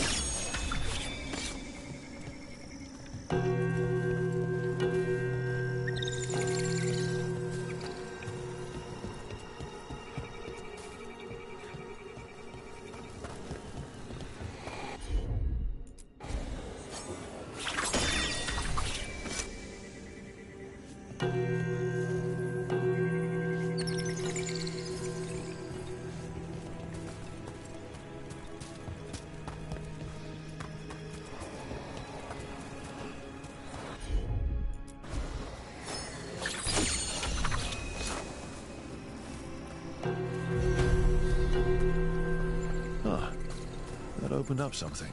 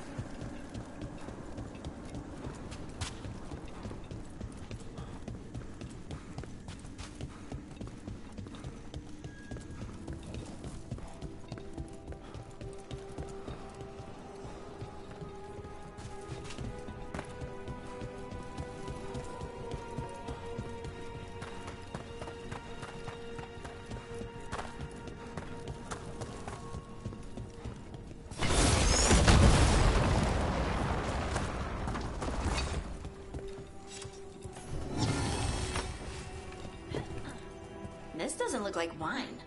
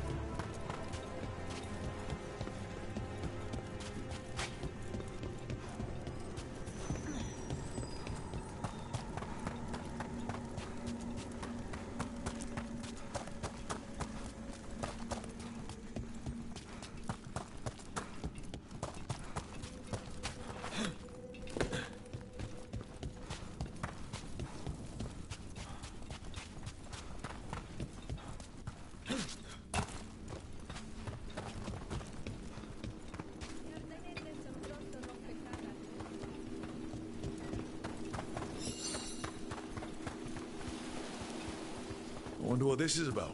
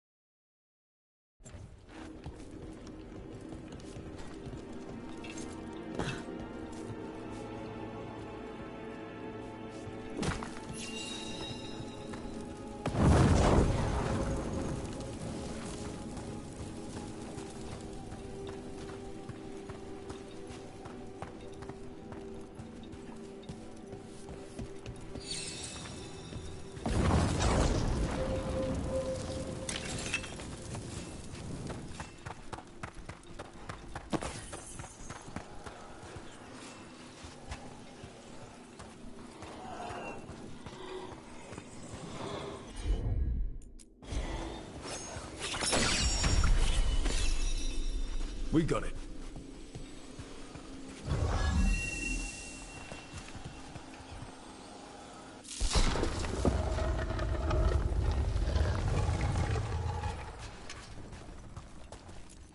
Sorry, but we can't do that right now.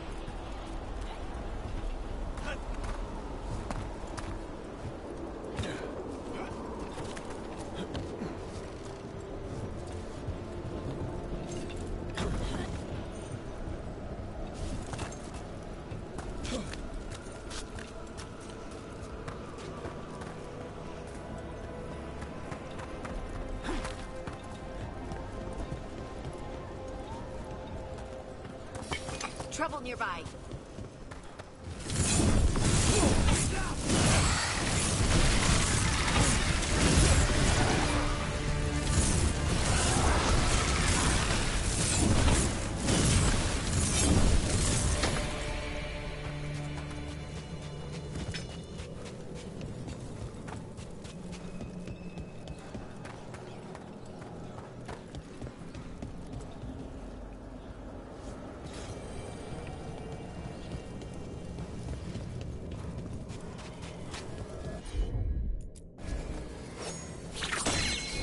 I think this wisp wants something.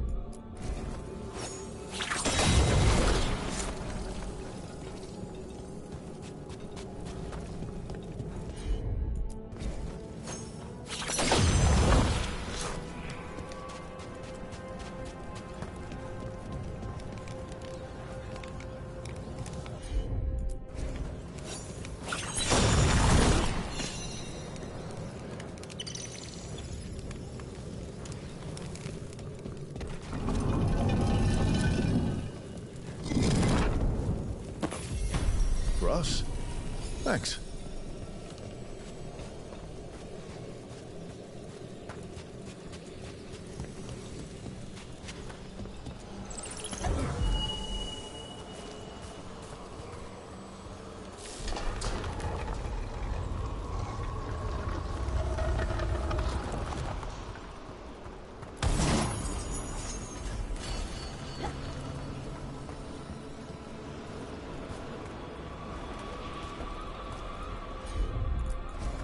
Of course.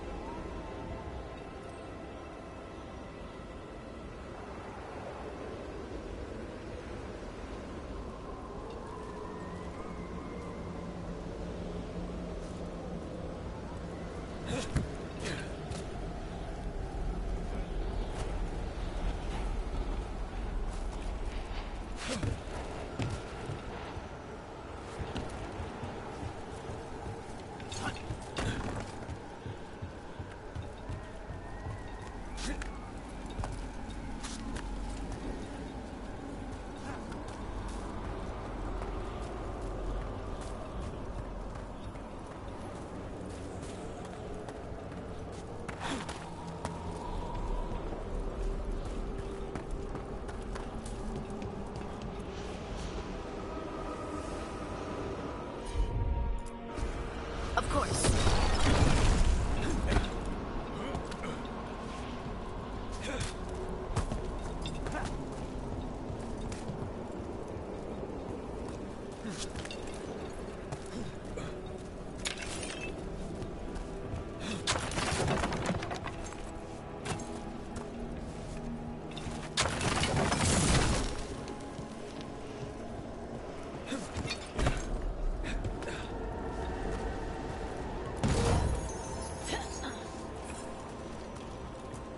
Sorry, but we can't do that right now.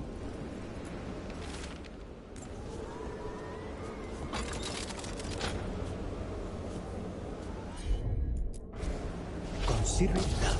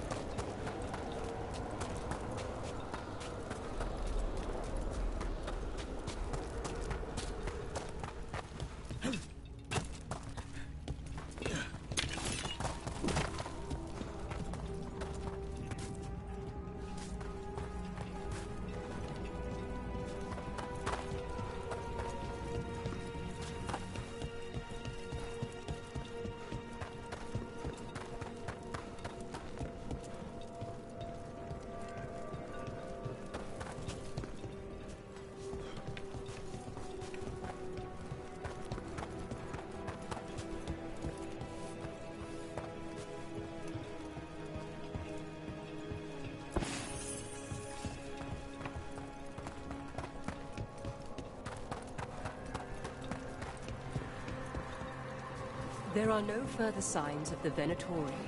However, we may wish to send some back as cautionary examples to the rest.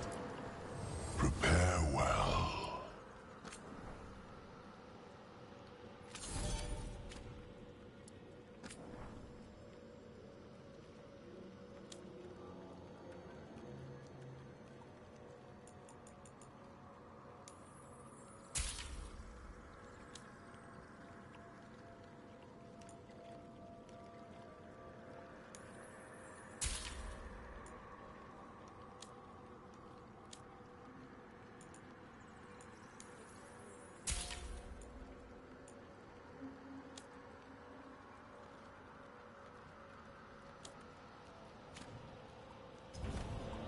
We shall meet again.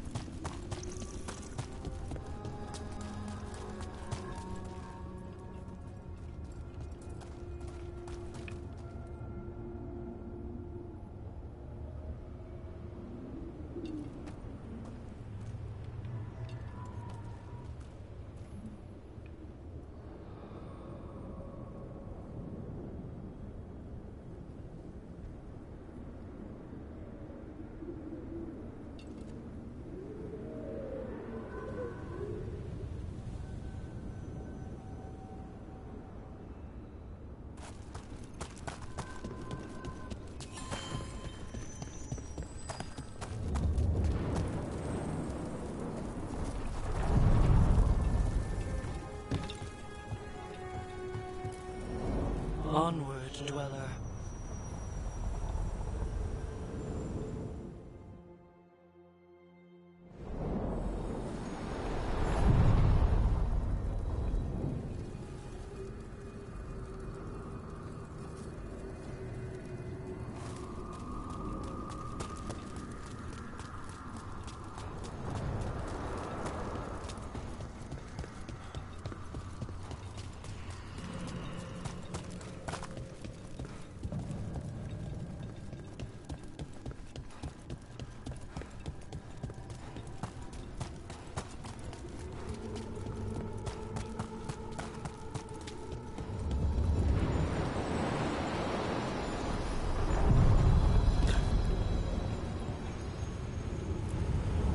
Onward, dweller.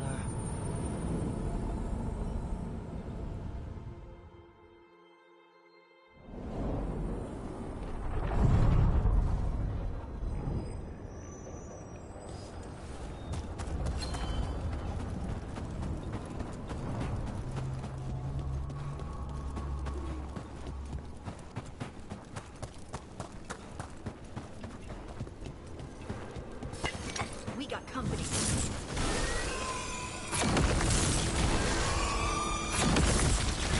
Got him good, brother.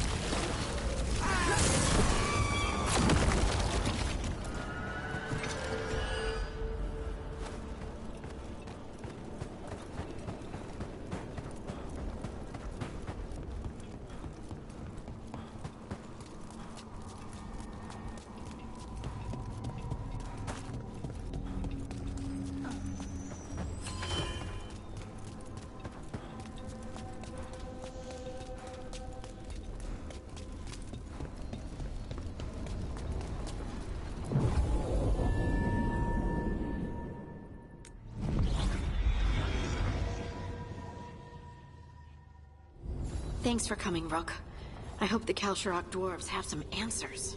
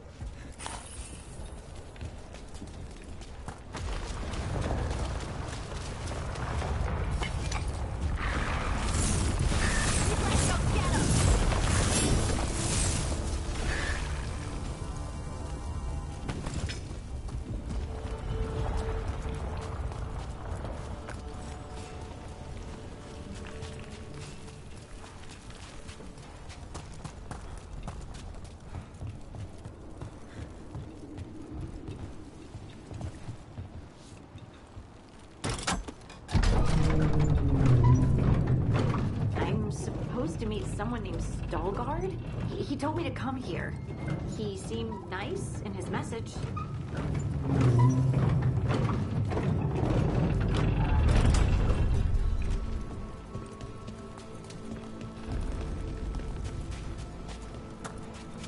So you don't actually know who or what this Veilguard is? A new friend, I hope.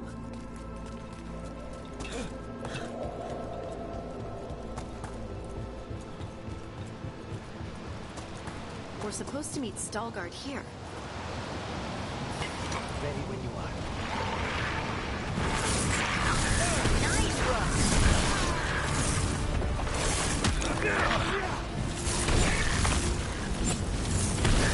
Good work, Rook.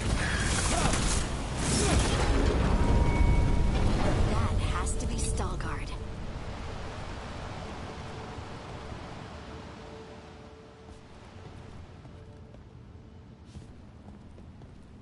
Veilguard?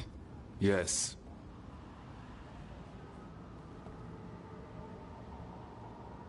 Lace Harding, of the Inquisition. Wait, how do you know about... And this is the one they call Rook?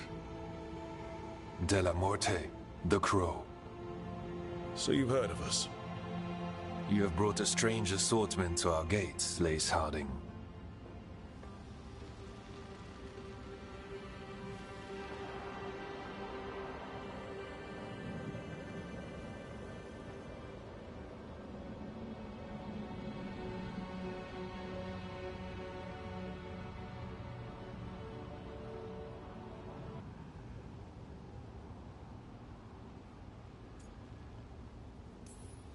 Thanks for meeting with us. I really hope you can help Harding. You are gracious in your address. It is not necessary. Tell me what you wish. I'm looking for someone touched by the Ancients. Does that mean anything to you? Yes, she has been waiting for you. Follow, and keep your weapons ready. The roads are dark. The creatures there even more so.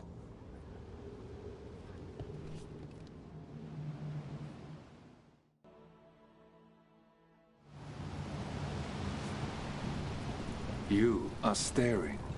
What? No. You want to know if you can see the corruption you hear we carry? Sorry. I shouldn't have.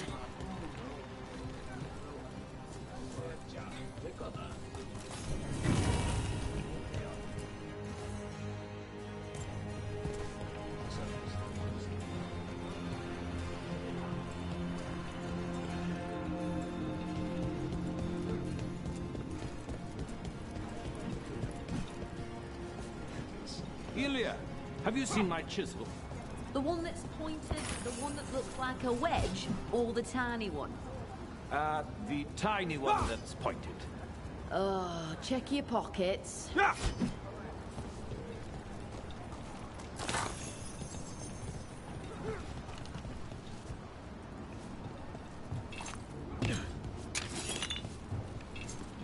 Have you ever spoken to the Oracle?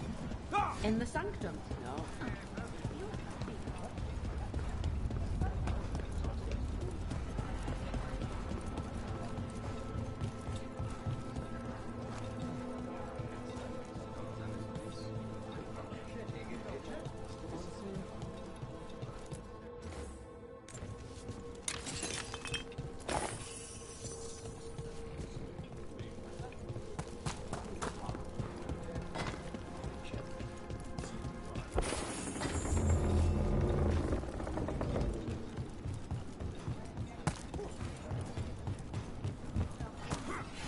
A person will do almost anything to survive. That is what my people did. Become like the Darkspawn, or be destroyed by them. Not much of a choice.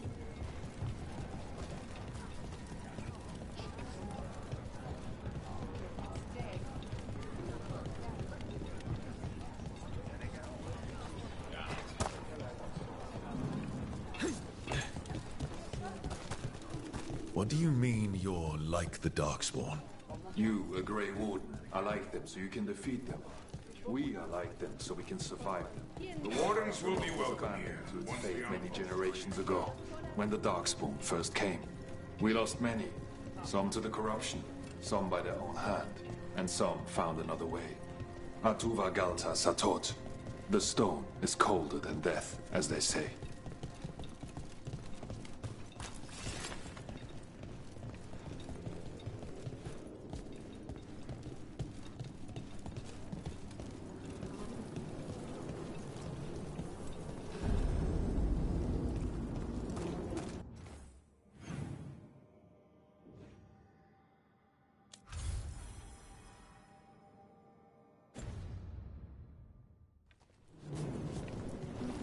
Darkspawn,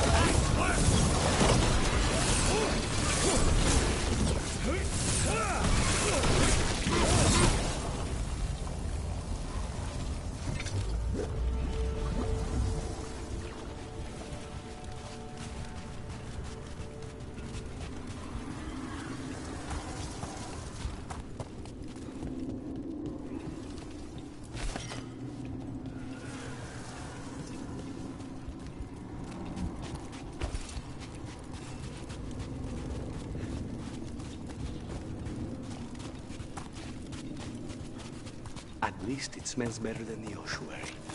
Not far now.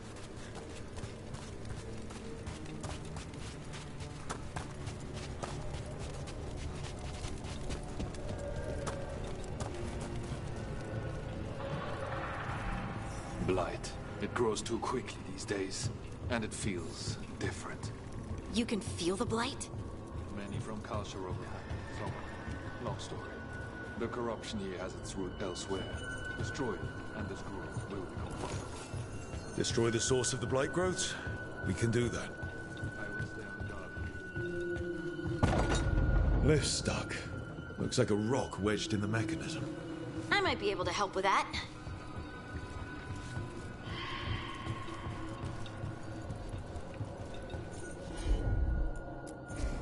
Heard ya.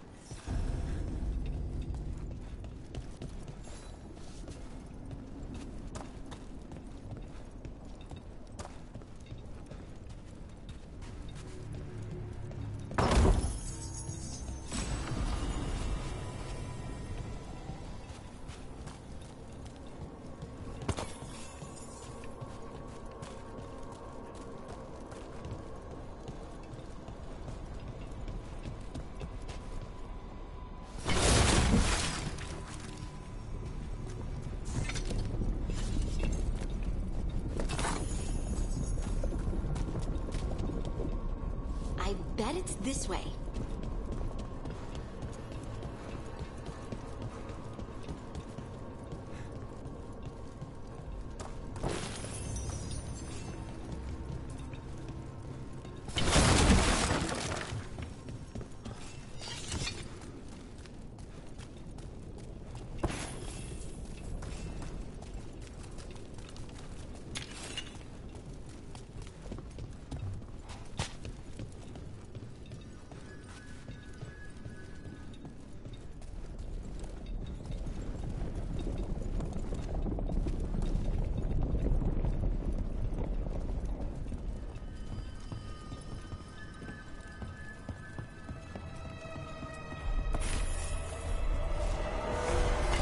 See that, bad guy?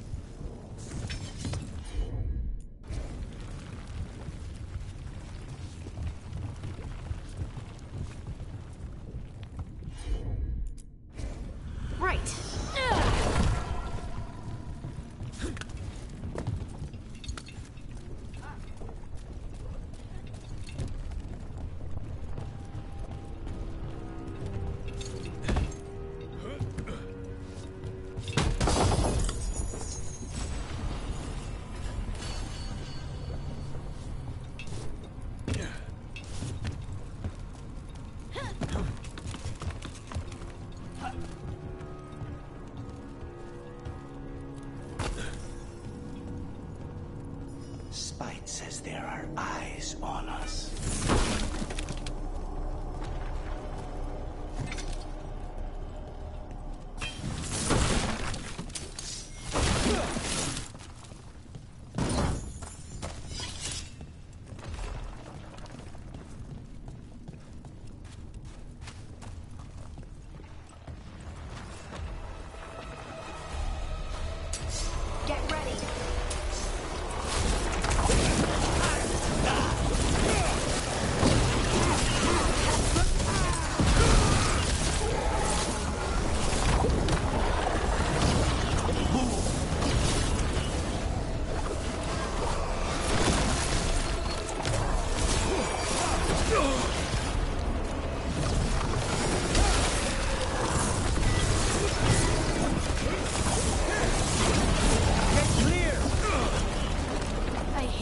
Darkspawn.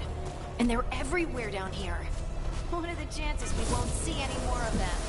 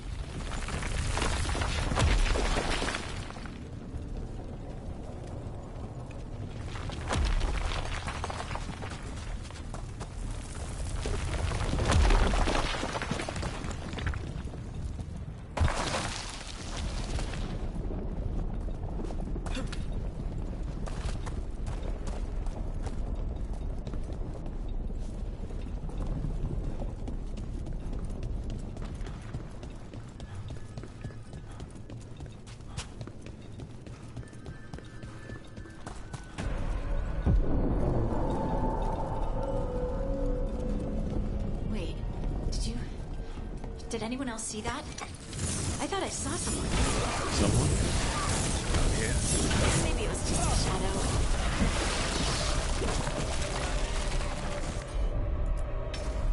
I'm on it.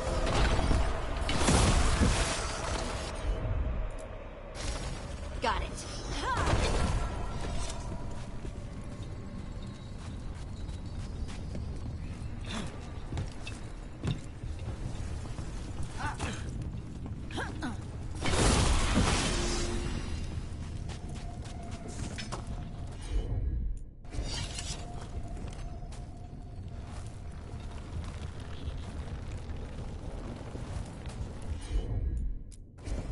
Leave it to me.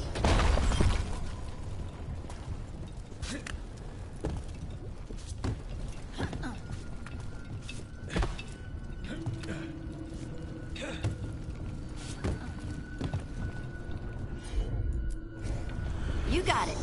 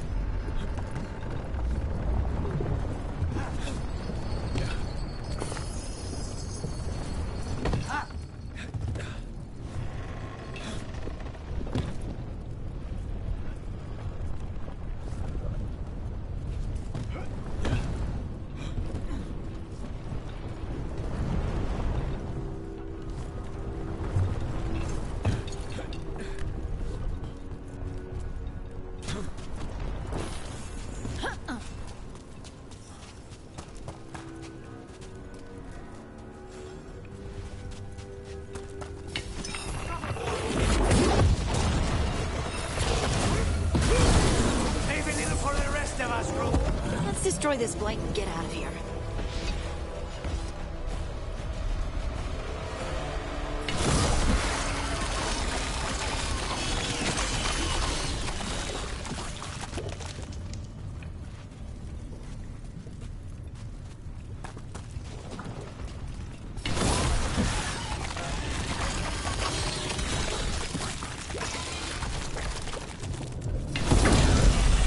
Light's cleared out. Think we can get through the door now? Let's go check with Veilguard.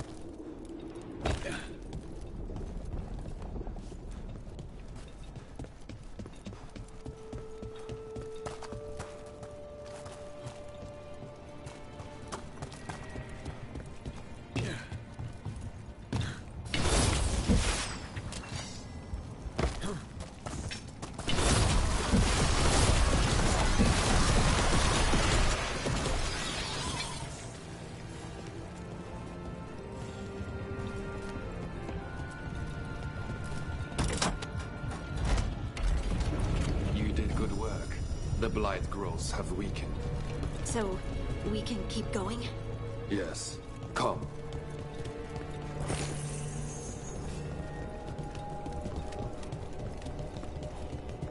Mind yourself, and show respect when you enter the sanctum. Yes, of course. But who are we meeting? I will let her speak for herself. But we of Kal Sharok revere her deeply for being one with the stone. They say she was once from Orzammar, but she speaks very little of her past. This space is completely free of blight. Some protective force is repelling them.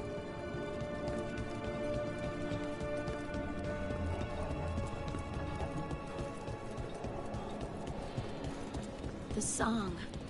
Do you hear it? Coming from all around us. There is something about it. I have never felt spite so quiet.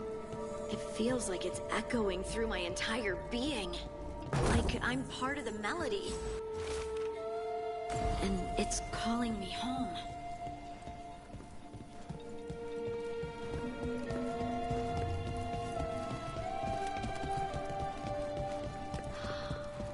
I would love to look around more. Do you think Veilguard would mind? I think he'd be fine with it.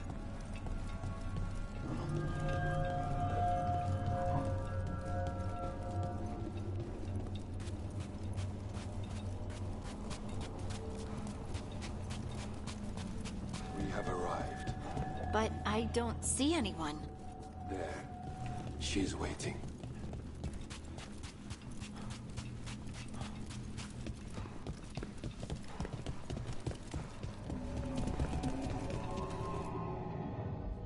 Thank you for leading her here, Veilguard. They call me the Oracle.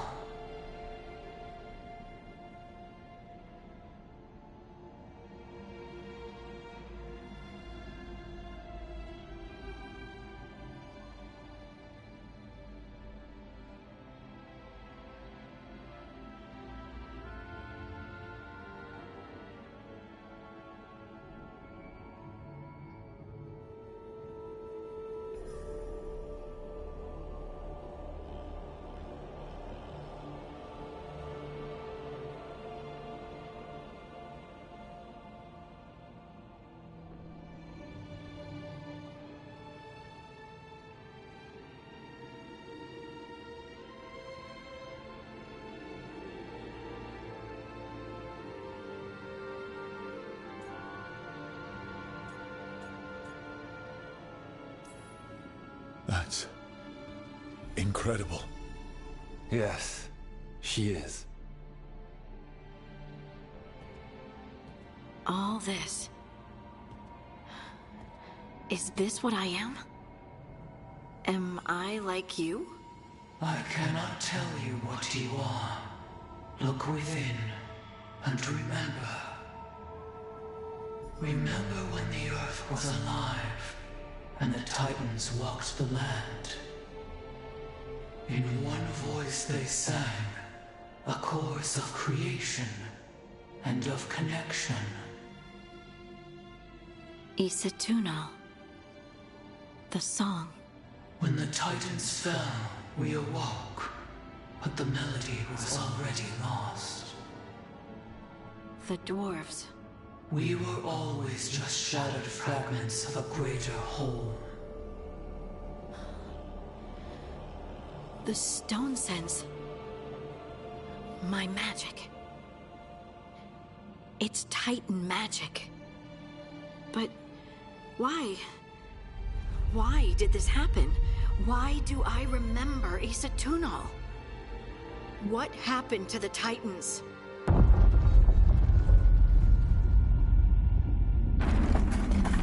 There's something else here. It's found you.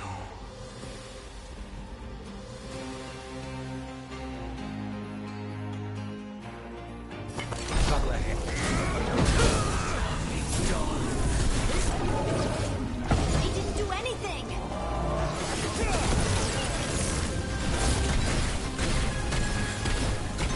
Deep stalkers.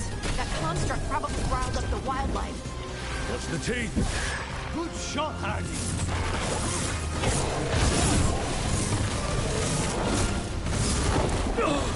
Hardy!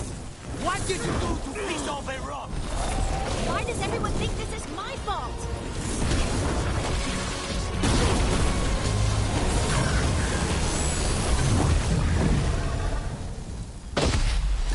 Good work, everyone.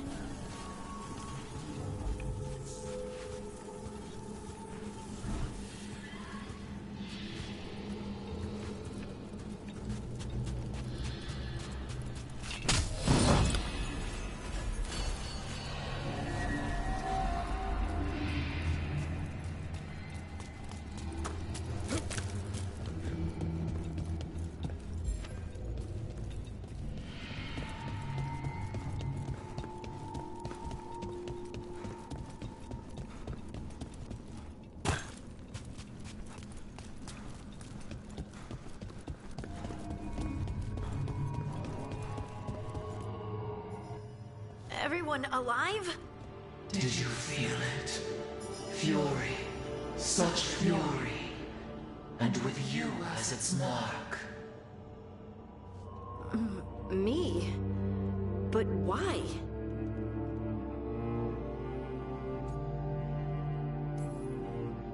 Hey, we can handle anything that comes our way. There are horrors in the depths. They have awakened to you now.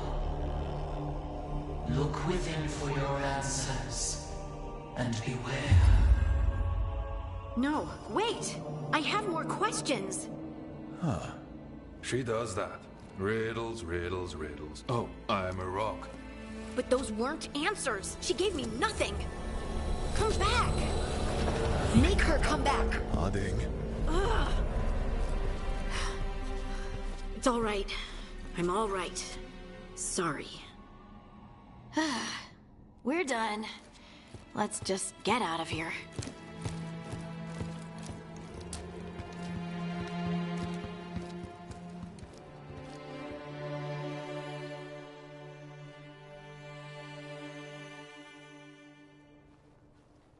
Oh, hey. Are you brooding? Brooding makes you attractive and mysterious. I read that in the Randy Dowager. And how's that working out for you? I don't know. Do I seem more attractive and mysterious? I think you're always attractive and mysterious. So why don't you tell me what's wrong? It's just that whole visit to the Oracle. Ugh. I barely got to speak with her. And then being attacked by that creature. This was supposed to be a good thing. One small hurdle doesn't erase what's good about this. I just wish I knew what to do. Whatever you decide to do, you aren't alone. I know. It's nice to know I have friends. And you, of course. I'm not a friend. Oh, I didn't mean that. I just meant that you're... special. Or special-er. Having you by my side has made all this easier to bear. I don't know what I'd do if you weren't here. I know. And I'll be here as long as you need me. That's a promise. Harding left the Oracle's sanctum disappointed. Maybe she'd expected too much. Maybe there were no answers to be had. Seething with questions, she forgot the Oracle's dire warning.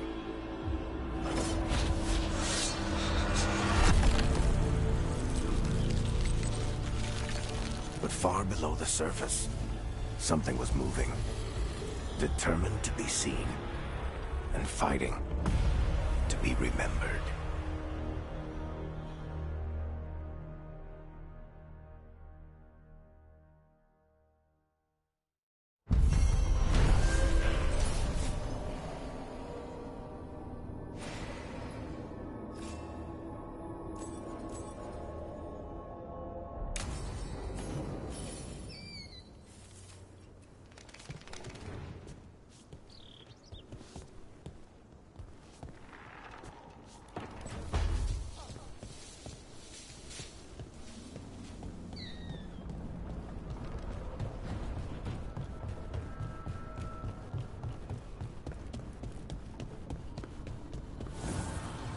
Manifestation.